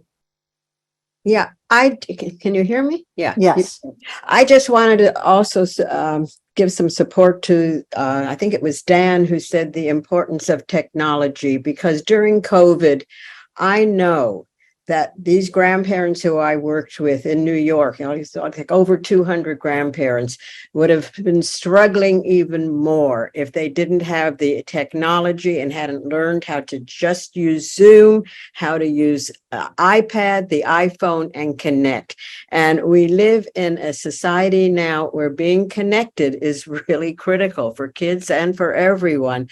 And I think it could be used as an incredible support for all caregivers if they just knew how and were able to connect and say, there's a crisis in the home with my mother, what should I do? And we know that caregivers, whether they're caring for an older relative or a grandchild, part of the issue is that they are locked in the house at that moment. They can't get out. They can't take the kids. They can't take their parent. They can't take any person who they're providing care with. That is a problem. So being able to connect, assuring that they've got Wi-Fi, assuring that they know how to use it, I think would be an amazing support. So I just want to put my 2 cents there. Thank you. Thank you, Carol. And Jennifer Wolf, how about you? Thanks. I love all of the ideas that have been put forward and agree with everything that's been said. I guess I want to just put in a plug for implementation, and that it's very exciting to be joining the committee at the point that we have the 2022 National Strategy, and with all of the various committee members who are from diverse sectors, and including federal and non-federal partners. And I guess I want to just put forward the importance of taking these recommendations and goals and putting in place the partnerships that will bring them about through the various strategies that have been talked about already by some of the other committee members. Thank you so much, Jennifer. That's great. And you all, I'm just kind of reading my screen. So if I am out of order when I see your hands, let me know. Because I see them kind of going through and I'm afraid that I might be out of order. So I will get to everyone, I promise. So Nancy, how about you, please? Yeah, and I think others have touched on this, but one thing that I personally feel is very important and has been hugely important in our lives for my family is just finding ways to connect with other families. In my experience, those folks who have gone before us, maybe their kids were older when our son was little, who give you strength, give you encouragement, and just help you navigate systems, learn how to get through hurdles with schools and so forth and so on, all the way to adulthood and transition to job supports for them and so forth. So just, I guess, summarizing, continuing to build opportunities for families to network together with one another. Nice. Thank you, Nancy. So Felicia, how about you? Hi, thanks. So I have I'm a video. There you go. I have a whole list I wish I could just go into. I got, when I was talking with Melissa, just touching on so many different things, but one of the big ones, and I'm very happy to be on this council because of this, is just finding, and I think people have touched on this already, finding ways to look out for our caregivers, not just immediately when things happen, but even a little bit into the future, just because when a lot of things that I learned as I was starting to become a caregiver for my husband, I'd hear about at the very beginning. And then as I was processing all of that, I just kind of shoved it to the back of my mind, and just a way to reach out to people throughout their caregiving journey to keep on track with them, some sort of services, so that, 5 years later, I just realized I need this, but I don't know where to go. So just kind of educating and keeping an eye on people kind of throughout the whole journey, not just at the kind of immediate need time. Thank you, Felicia. All right, Joseph Henderson, how about you?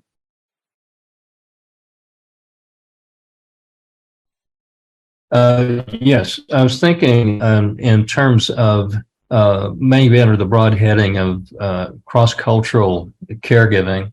And I have also had an interest specifically in American Indian Alaska Native dementia and caregiving responses, particularly with health disparity populations to begin with.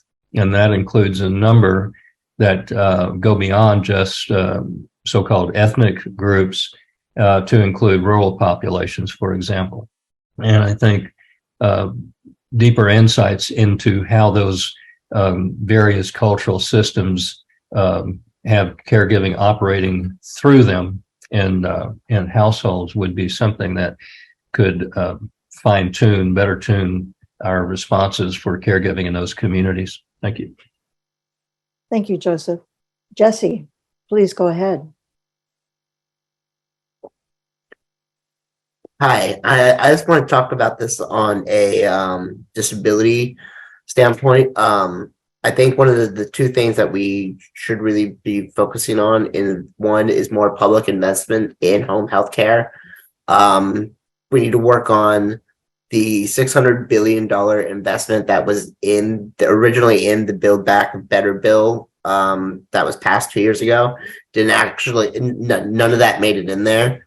That's 20 years that the Disability Committee has been trying to get that passed, and that would be a major source of funding and help for families who need those resources to have caregivers, or to be caregivers themselves, to have that source of income.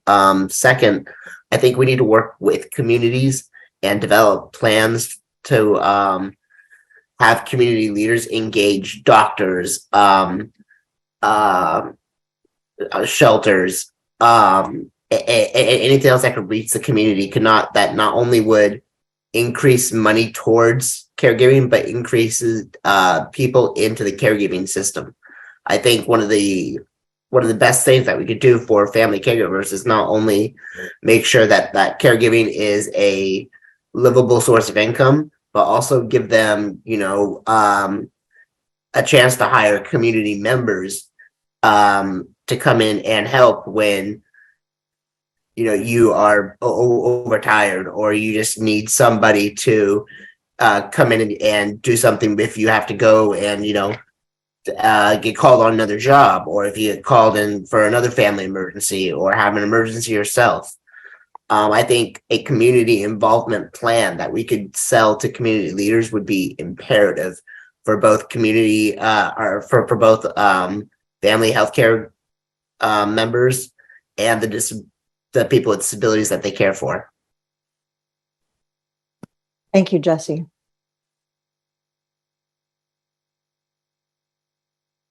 Jonathan, go ahead, please.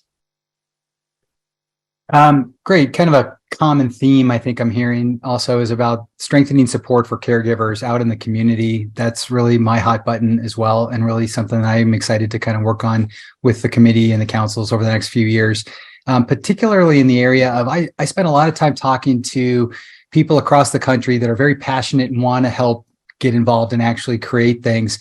But the licensing and the barriers around opening programs or opening things are just so difficult right now. And how can we help ease those burdens? And I think it's really also about sustainability. So how do we help community-based programs open? And then how do we link them to sustainability? There's so much dependence on charity and philanthropy right now that it really becomes such a significant barrier to opening more programs. Thank you, Jonathan. Megan, please go ahead. Yeah, I want to actually echo a little bit of what Jonathan said, but I think, there are in the cases where there are existing supports helping to reduce barriers. In my case, I'm thinking about grand families and kinship caregivers to accessing those services. And I think it's awareness, I think it's reducing barriers, but I also think it's educating professionals. I was just in a meeting last week where I heard stories of professionals not offering grand families services to which they're entitled because they just assumed they didn't need them. So I think there's awareness to be built as well as reducing barriers. Thank you, Megan. Bert. Me? Yeah, okay, good. The thing I'm most concerned about, and of course this reflects my experience with grand families, is the continued focus on what they can't do. And some of the work that I've done with some colleagues suggests that developing interventions which give people hope, which cause them to trust in their own abilities, which enable them to not see barriers, but as simply obstacles that they can overcome by virtue of what they do, what they know, how they think about problems, coming up with being very solution oriented is really what I think is very important. Yeah. So if I heard you correctly, Bert, we know that there are problems, there are issues, but really to move from not just listing, not a laundry list of problems, but starting to look for solutions. Right. Nice. All right. Thank you. Keisha, go ahead. Thank you. I would really echo everything that has been raised already, but there were a couple of points that I think I just really want to underscore or add to. One being the absolute critical need to increase investment in the formal services and supports, paid services and supports that are the counterpart to unpaid family caregiving.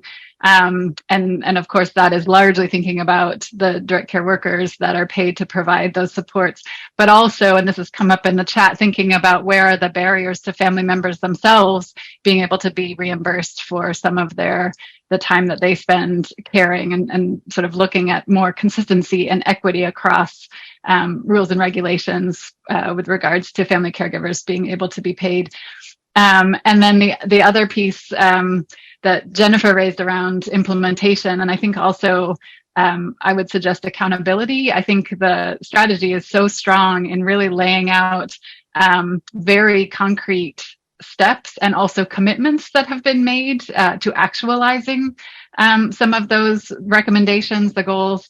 And so I think really making sure that collectively we are monitoring what is changing accordingly, what is being actualized, and also where absolutely more effort is needed. Thank you. Well said. So we're going to take Deborah and then Rainey, and then believe it or not, we have another question to prompt your thinking. So Deborah, please go ahead. Thank you. I'll make mine short. I kept raising my hand, raising because people were saying items. I just want to echo the issues around workforce, focusing on those strategies that were developed to really try to turn the workforce ship around. Nice. Thank you, Deborah. And Rainey.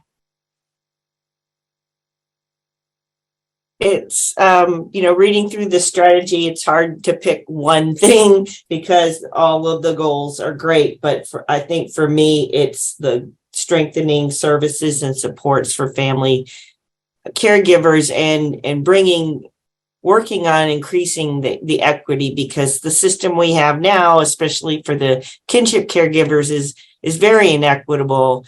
It varies from state to state, but in Georgia, I work with grandparents who are trying to raise grandkids on solely their Social Security checks, and that's just impossible. You're not even supposed to live on that. Child only SNAP. We need something like that because caregivers, again, they're facing food insecurity. That's the most common thing we see among the families we serve is food insecurity, seconded by affordable housing. Thank you, Rainey. Yeah, and Keith, I'm going to ask you to hold just for 1 second and ask us to pull up the second question. And Keith, then I will have everyone look at this. Also, please take a look at some of the comments and chat. But I want us to think about not to move away from the strategy. But remember again, sorry, those were my happy dogs barking. Sounds like the Amazon delivery guy came by the front door, but now they're quiet. So what information do you think is needed to help your council showcase this area in the updated national strategy? So think about this. Think about, kind of put on a marketing hat. Think about how you are going to communicate. And again, we will open this up to everyone, but let me start with Keith first. So you can either respond to this one or please continue your thoughts from the last one. Go ahead, Keith. I can unmute. Let's see. Unmute myself. Okay. Well, I think I could actually do both, because of being a grandparent that's raising grandchildren, it's pretty rough out there. Every state is different in how they handle things, and in some cases, every community is different from other communities. So the feds put it down to the states, and then the states put it out to the counties, and the counties absolutely just do, basically read what they want to into it. And what ends up happening is that the kinship and the grandparents are the ones that get absolutely nothing out of it. So I think there has to be, for the second part, I think it has to be some education that I think, when the federal government brings something down and says this is the way it should be, it would seem to me that's the way it should be. So I think it's imperative that the council somehow figure out a way, or try to come up with a way as to we can hold the states accountable for what the federal government is telling them to do. Thank you. Thank you for responding to both, Keith. All right, Daniel. I'm reacting to the marketing comment, Bonnie, and I think specifically utilizing the many mechanisms that federal and state governments have to communicate messages, really underscoring the fact that caregiving is becoming a crisis, and in many instances has been a crisis in the United States and will only increasingly do so. I think using the council and all of these great discussion points that we've had and will continue to have as a mechanism to socialize and communicate at scale the challenges of caregiving and potential solutions would be an opportunity to showcase our work. Yeah, thank you, Daniel. And Carol, how about you? Yeah, thank you, Carol Zernial. We have got great strength across both of these councils, and leveraging the everyone is a caregiver, the across generations, the across specialties. When I think about the importance of leveraging all the generations together, that's where we have seen more movement than anything else. Just disabilities, just aging, just caregiving. It's including all of that. And then in the first Race Council, there was wonderful work in identifying all the work available across federal agencies, and we don't want to lose that. There is great power in everything that is available through the federal government right now and building on it. All right, thank you, Carol. Rainey, go ahead.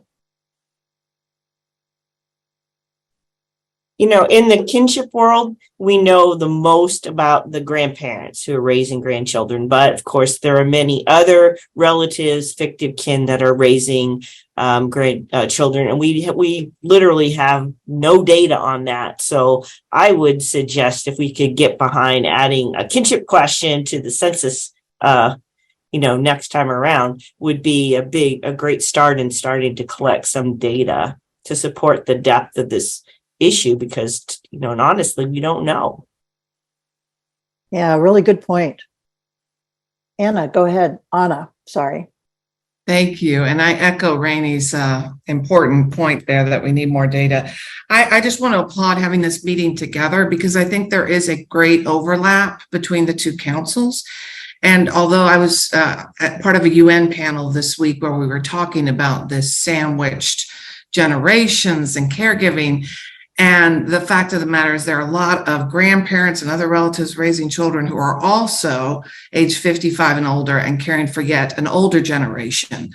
So we don't have data on that, but I think making that case that we are all caregivers, to Carol's point, and working cross councils and learning from each other and getting that data point and finding out exactly how many of kinship caregivers are also the family caregivers, and being very intentional about that definition of family caregiver to be very inclusive.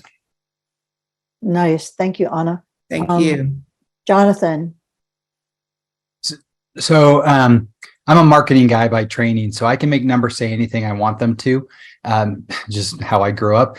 And I definitely believe that data and information is important for policy making and things like that. But I also want to really encourage us all to be comfortable in the gray area. And really by that, I mean that if we don't have a specific data point, let's go ahead and make an assumption. And I really think that it would be powerful if we could get involved with health economists who could really help us model some of the costs that you just can't see on the surface, but we all know they're there. We know the cost of caregiving is real, and it's just so out there. And in my world with pediatrics, we know that families are going to the emergency room at the children's hospitals to get some respite care because they just are so stressed and they don't have any other mechanism, and that's so expensive. So, but there's not a specific evidence-based study that'll exactly tie to that. So let's be comfortable with assumptions also, and trying to come up with data that we know is in our gut. Perfect. Thank you. Thank you for making that point, Jonathan. Anyone else want to weigh in on this one? Go ahead, Felicia. Okay. Hi. So while I'm a caregiver, I might not have all the data that some of you guys are familiar with, and I'm fairly new to being on a council like this. But I was wondering, and just curious about also making sure we always have the information about all the barriers too. I know there are there's data about different things and all of these things, but do we have all the data about the reasons that people aren't getting these things? What are the loopholes that people are falling into the cracks of, if that kind of makes sense? Because I know some employers are not bound by certain laws if they have under a certain number of employees. And so are there ways to help those people in those types of situations? So I guess, is there a way to look into the information of loopholes, the kind of cracks to help others, if that makes sense? Yeah, interesting point, Felicia. Interesting point, because you know that there are different rules for different groups, right? And so finding those loopholes may be really beneficial. Yeah. Thank you for bringing that up. Can we move to the next slide, please? So think about this, because, you know, as we were talking about both points 1 and 2, the real challenge is if it just stays within these councils, it's not going to have the impact that we want. So how can the information that we've been discussing, how can that be communicated to the nation in an impactful way so that folks really pay attention?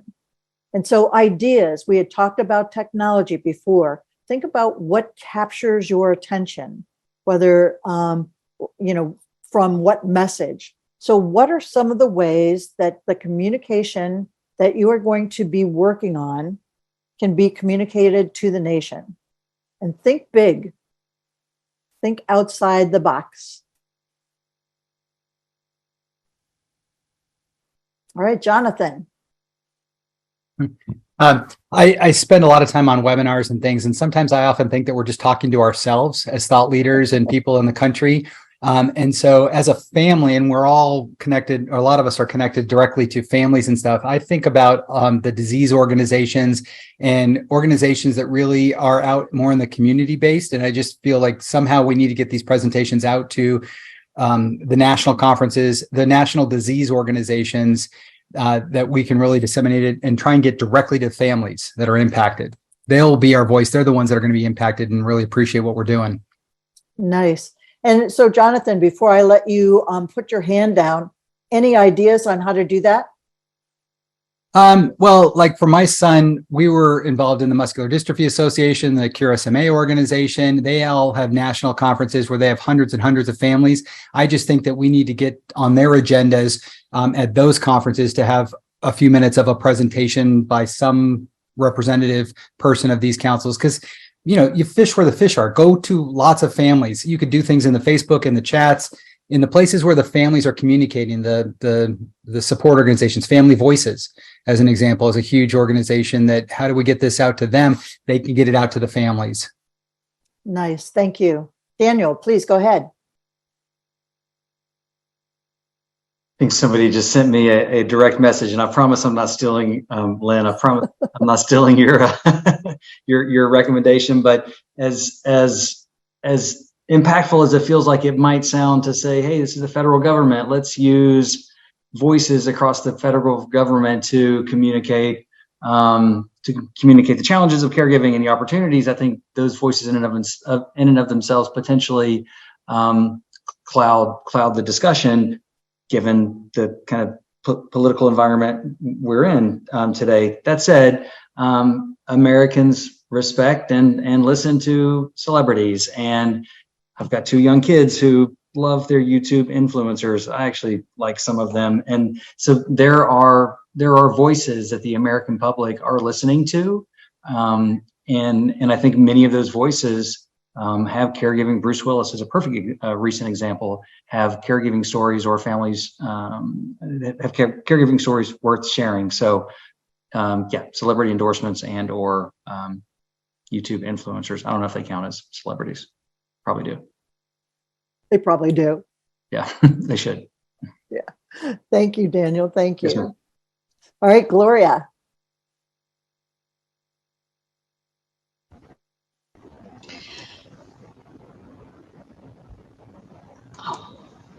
I think I was held up there. You were now, I just frozen. want to reiterate. Can you hear me? Okay. Yes. I think that it's a great idea what was just brought up. I think that, you know, getting endorsements from celebrities, because everyone knows about the celebrities, and if we can get some endorsement from there. I think the other thing is that I like that I heard is that, you know, being present at national conferences and having someone be in, and what I read in the strategy was to have ambassador programs, to be out there and carry the message to our national conferences and have a voice at at the conference. It doesn't have to be long, but it's just the same message that we are consistent with to bring out the care that we need for our family caregivers. I think that would really go a long way. Great idea. Thank you, Gloria. Joseph, how about you? Hi, I'm sorry I wasn't here for the introduction. Greg did that. I go by Neil. I'm sorry. I know it says Joseph on there. I'm Neil Henderson, but I'll answer to anything. The situation I'm thinking of builds on the health disparity concept, and that many times a lot of health disparity populations are not the majority population, but are the non-majority population. And communication systems in those populations often bypass the main media, and they have their own newspapers, their own websites, their own political organizations. And I think they often, in my experience and in my assessment of this, is that information that comes from within their own group or population has higher credibility factor attached to it. And so I think the big picture and the celebrities, that's great. And yet I think there are if we could get additional factors more directly to these subpopulations, let's call them health disparity populations, then it's going to produce more action in that there's a higher credibility index associated with it. Thank you for that, Neil. Sarah, SJ. Thanks, everybody. I love everything that's been said. I want to echo a little bit of what Jonathan was saying earlier about, making sure we're meeting people where they already are.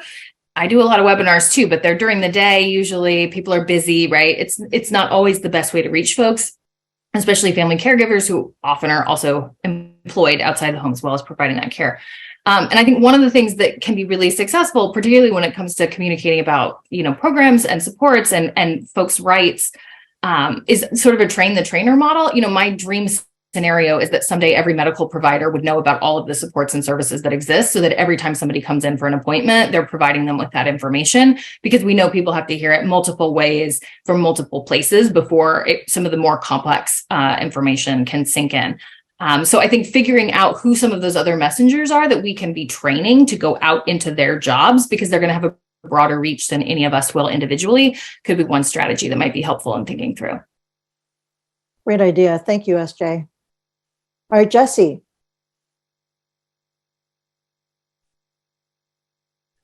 I want to follow up on what forget what his name was, but he was talking about social media influencers. And I think that's a really good idea. But to add to that, I think we need to find a way to connect with the older generation, or at least be able to link the younger generation to the fact that boomers are retiring. There's more and more people who are becoming disabled and are going to be needing family caregivers as a way of the norm now. So I think if we do, I love the idea of doing like TikToks or YouTubes or doing something through social media with celebrities. That was a really, really good idea. But if we could just pertain it into a way of connecting that older Americans are just retiring, they're just becoming more and more prevalent today. This is something that is going to be impacting everybody, and especially with the celebrity thing, it's going to be a way of connecting everybody's life. It's not just saying that people are getting older. Everybody's feeling it, and I think a social media push would be a really good way of getting people to talk about that. Nice. Thanks for weighing in, Jesse. Keisha, go ahead. Thank you. I also really want to echo the importance of reaching everybody in their communities, finding people where they are, and using really every modality that we have to reach people, and especially sort of thinking about this network of ambassadors that can share, sort of spread this information. But I also just want to put in a plug for continuing to think of this as dialogue. I think that what is very another really really strong element of the strategy is how well informed it is by everybody who is affected by these issues, which is, as we know, everybody. And I think we're not going to reach the finish line of this work anytime soon. And we have to continue to think about it being not just sort of one-way communication, but opportunities to hear back and to kind of continue to evolve our understanding of these issues and the solutions. And, there's lots of different ways to think about doing that, but also including, as we identify issues that need more information, need more knowledge, thinking about kind of participatory methods to make sure that we're asking the right questions and getting the information that will really move these issues forward. Yeah, thank you. And dialogue is so important. So Felicia, go ahead. So Kezia and SJ both, I was kind of just gonna, especially with SJ saying this earlier, the idea of grassroots, talking to people, meeting people where they are, that is exactly what I did with the Reeve Foundation as an ambassador. I would make, you get people who are emotionally invested, people who know who to talk to, say, oh, there's a school over there that so many students are actually helping raise other people, or even, non-traditional students, everything like that. Getting the people who know, oh, there's a medical center over here, I can go talk to them. It's very effective because a lot of people in my town didn't know that there are certain services that are available. And I just wanted to just piggyback and just say 100%, if you can get the local people who are wanting to make change involved, you can actually get a lot of movement. Good point. Thank you, Felicia. Jennifer. Hi. So I've been, I'm a health communicator, and I've been hearing a lot of what's been said about different means that we can use to communicate with the public. And of course, I agree with a lot of what's been said as far as potentially developing some sort of communications campaign.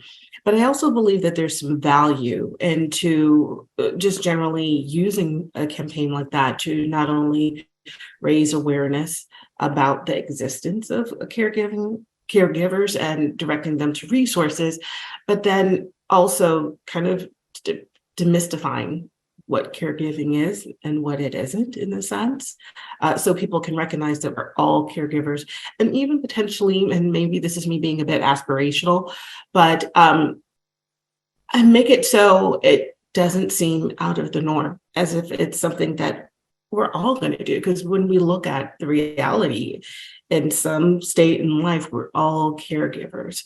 And so I don't know if we're talking about something that's going to be, feel good, because I think that there's still a lot to be done to elevate this issue so people really pay attention to it, but also get the information they need to be effective caregivers. Thank you. Thank you, Jennifer. Nancy, please. So I'm not going to brag up Pennsylvania too much, but there's a couple things that have happened here in my state that have really been pretty amazing over the last few years. And it started with our involvement in the community of practice of supporting families throughout the lifespan. And Pennsylvania joined that initiative back around in 2016. And I was the statewide coordinator for it. And when we developed our plan, just like Felicia and SJ, I think, have both said, you have to meet people, figure out where people are and how to get to them. And it's going to be different. It's going to be different in rural communities than it is in cities, and different cultural groups, different ethnic groups are going to, all receive their information or have their eyes open in one direction or another.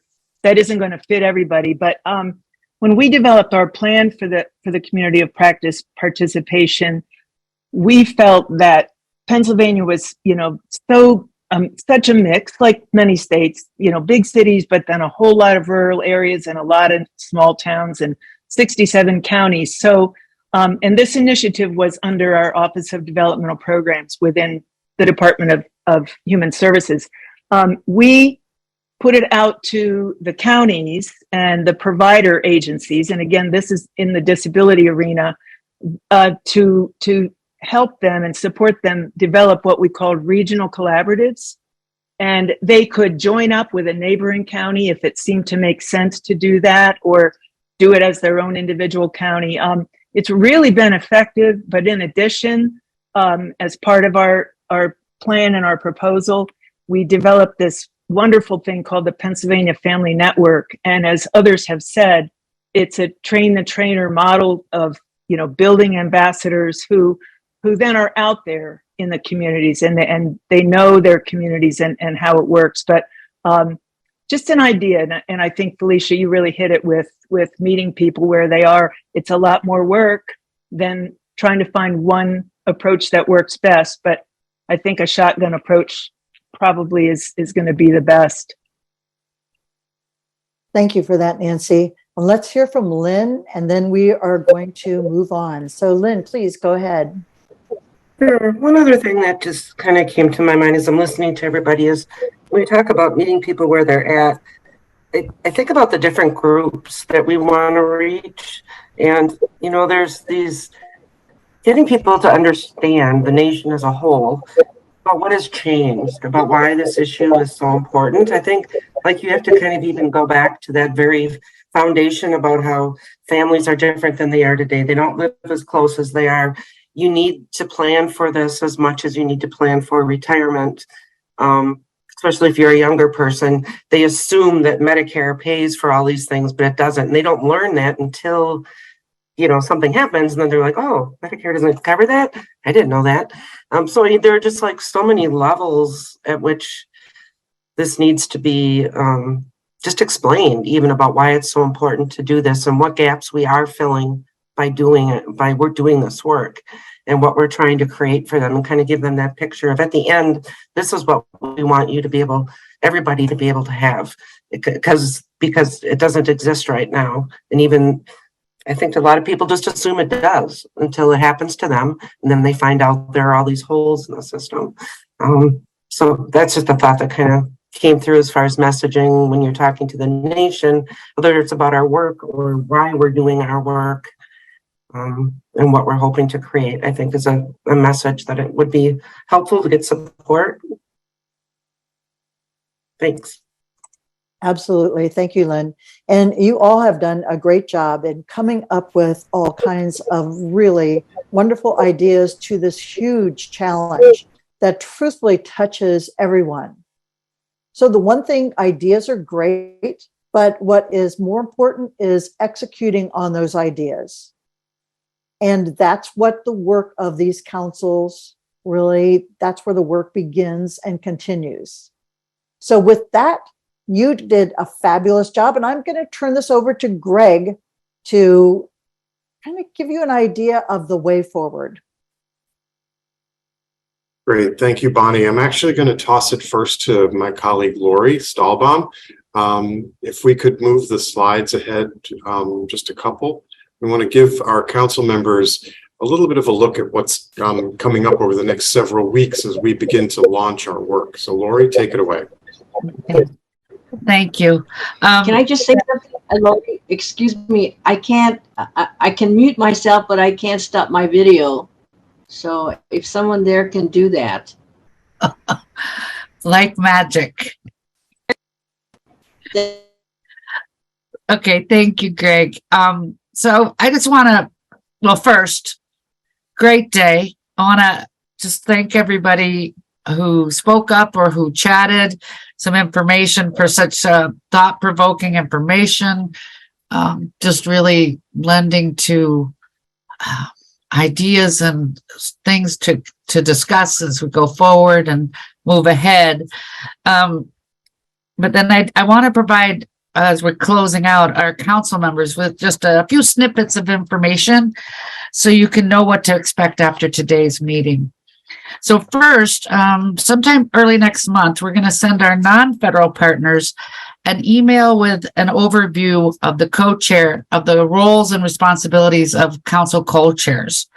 To the effort to be to help you make a thoughtful decision as to whether or not you're interested in that role, and if you'd like to self-nominate or nominate yourself, nominate yourself to be a co-chair on your respective council. once we receive the self-nominations, the ACL leadership will actually review the nominations and make decisions based on what is submitted. You may possibly get a phone call for those who have expressed interest. Next, in regard to visioning or goal setting, for now, this means really, well, surprise, we may provide you with additional reading or other materials that we believe will be helpful to you as we start to move forward with the work ahead. And many of the things talked about today, we may have some resources for food for thought as we move forward, or the ideas today, and then so we can chat back in our subcommittees or in future council meetings. And then not that long ago, we asked all the council, the non-federal council members to submit some profile information. I want to thank everyone for doing that for us. I do want to let you know that sometime in like the next month or so, we're going to reach back out to you to make sure we have, if there's any little gaps that we've found, we can get some clarification from you. Or if we're no gaps, we'll probably reach out to just make sure what we finalized is correct and acceptable for you, for the information we'll be posting on our website at a later time. And then finally, as with this meeting, though I don't think possibly as much, but I'm not going to promise, because you can't promise unless you know for sure. We'll be sending council members, all council members, federal and non-federal, some background or other materials to help you prepare for our next joint council meeting, which will be on September 19th. And Greg Link is going to tell you more about that. Thank you, Greg. Thank you, Lori. And I just want to extend my congratulations to all of the new advisory council members, the non-federal members that we swore in today. I can tell you that Lori and I are very excited about the prospect of getting to work with all of you, to learn from you, and to collaborate with you in how we move forward, both in learning about the issues more in depth around family caregiving, but also as we look to update the national strategy. So what I want to do is just give you all a little bit of a heads up as to what's coming at the September 19th meeting, because we are really going to dig into our work there. I've got the agenda pulled up that we have, and this is a draft agenda, as you'll learn and everything with the federal government. This is all going to be tentative until it happens. But this is the agenda so far that we have developed with our amazing colleagues at the Johnny Hartford Foundation and the National Academy for State Health Policy. And so this might evolve a little bit as we hear more from you over the next several weeks and as we lead up to that meeting. But the first order of business at the September 19th meeting will be to announce the appointment of 2 co-chairs for each of the councils. And that announcement will be as a result of the co-chair selection process that Lori talked about just a moment ago. And then once we announce those co-chairs, we're going to get to the business of hearing from our collaborating partners at the Johnny Hartford Foundation and at the National Academy for State Health Policy. Given their close collaboration with us in this space to support the previous RAISE Council, as well as providing technical assistance to the field to ensure that the initial strategy has good uptake and support, we want you to hear from them. And as Allison mentioned in her welcome remarks, both the Johnny Hartford Foundation and NASHP and their subcontractors have just been incredible partners over these past several years. And I can tell you, we would not be where we are today without their ongoing support of this work. We're also going to hear from Generations United about their work to establish the first TA Center on Kinship and Grandfamilies. And while it's not directly related to the Grandparent Advisory Council, we anticipate many interactions between their work and the work of the council. And so we want you all to be aware of that. And then we're going to follow those presentations and we're going to turn our attention to learning what the public thought about the strategy and the input that we received as part of a 60-day public comment period that began last October 1st in 2022. You're going to be hearing from our colleagues at UMass Boston and Community Catalyst. They are subcontractors to NASHP, and they're going to present their analysis of the public comments, which will hopefully offer you insights and ideas for where the strategy needs to go next as we look to update it later next year. You're also going to hear an overview and an analysis of the federal actions that were included in the strategy. Their analysis is going to look at where there are some gaps, where are there overlaps, and where are there opportunities for federal agencies and programs to better collaborate. And then following that, we're going to turn our attention to our federal colleagues on the council to hear updates as to where each of their agencies is with respect to implementing the actions that they submitted for this first strategy that came out last year. This is going to be a high-level presentation on the information that we've gathered so far, as well as some additional perspectives that we would like to gather from each of our federal partners. So to that end, I want to let the federal partners who are still on this call now to know that very soon we're going to be reaching out to you to help us develop that portion of the September meeting. We're going to be asking you for just a little bit more information on perhaps some of the challenges that you may have encountered with implementing any of your actions, but also tapping you to share some significant success stories and opportunities that you see to expand your work in this space. And for those federal partners who know Lori and me, we promise that we're going to try to make this as painless as possible for you. But most importantly, it's going to give each agency an opportunity to shine a spotlight on the good work that we know has already been accomplished since the strategy's release. And then, of course, we're also going to have time for some facilitated council member discussion to help us determine next steps for gathering additional information that you need to consider, how you may wish to work in subcommittees, and anything else that you would like to share. So before we adjourn, I wanted to throw this open to our council members. If you had any questions for Lori and me, I know that this has been a fairly packed 2.5 hours. We accomplished a lot, but we are so happy that we have you now as on board, and the councils are once again active and working. But if you all had any questions for Lori and me, we're happy to take a couple of minutes to answer those. So use the hand raising feature on your Zoom, and if you have a question, feel free to throw it out there.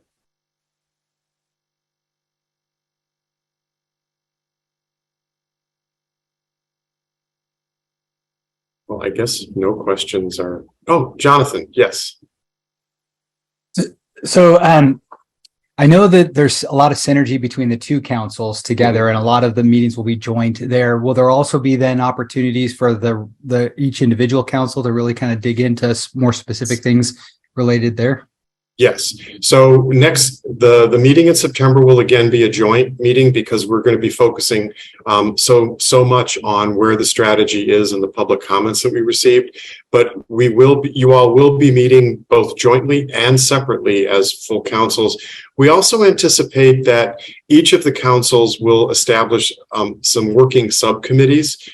We found in the first go around that we really needed the smaller working groups of subcommittees that were topically based to really dig into some of these issues. So it will be, yes, there will be joint council meetings, but there will also be separate council meetings. The full council meetings, whether they're joint or separate, will always be open to the public, as this one is. Subcommittee meetings generally are shorter, and those are done just with the group themselves.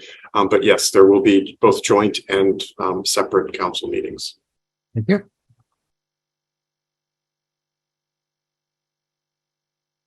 Any other questions? Well, aren't we amazing? Or hasn't it? Oh, Nancy Ritchie has her hand raised. Go ahead, Nancy. I didn't want you two to feel so disappointed. Thank you. Yeah. We didn't think we got it all right. So a question has come from the executive director of Pennsylvania's Developmental Disabilities Council regarding an announcement of, I guess, my appointment. And so should they send their draft to you, Greg, or how do you prefer that kind of thing goes? So I think I have your draft. Oh, they might have sent it already. Yes, I think they did. And I'm just working with our Office of External Affairs to see where and how we need to vet that if we do internally. And I'll get back I will make a reply tomorrow. Great. Then I don't have to do anything. Thank you. No, you're good. You're good. we've got plenty more for you to do later, Nancy, not to worry. All right. Well, listen, I just want to again say how thrilled Lori and I are to have the opportunity to lead these councils, to do this work with you on behalf of ACL. We have a lot of work ahead of us over the next couple of years. And so with that, if there are no other questions, we will go ahead and adjourn for the day. Council members, be on the lookout for emails from us. We try to communicate regularly to keep you all in the loop, and that will continue to happen. So once again, thank you all so much, and you can sign out of Zoom. Thank you all.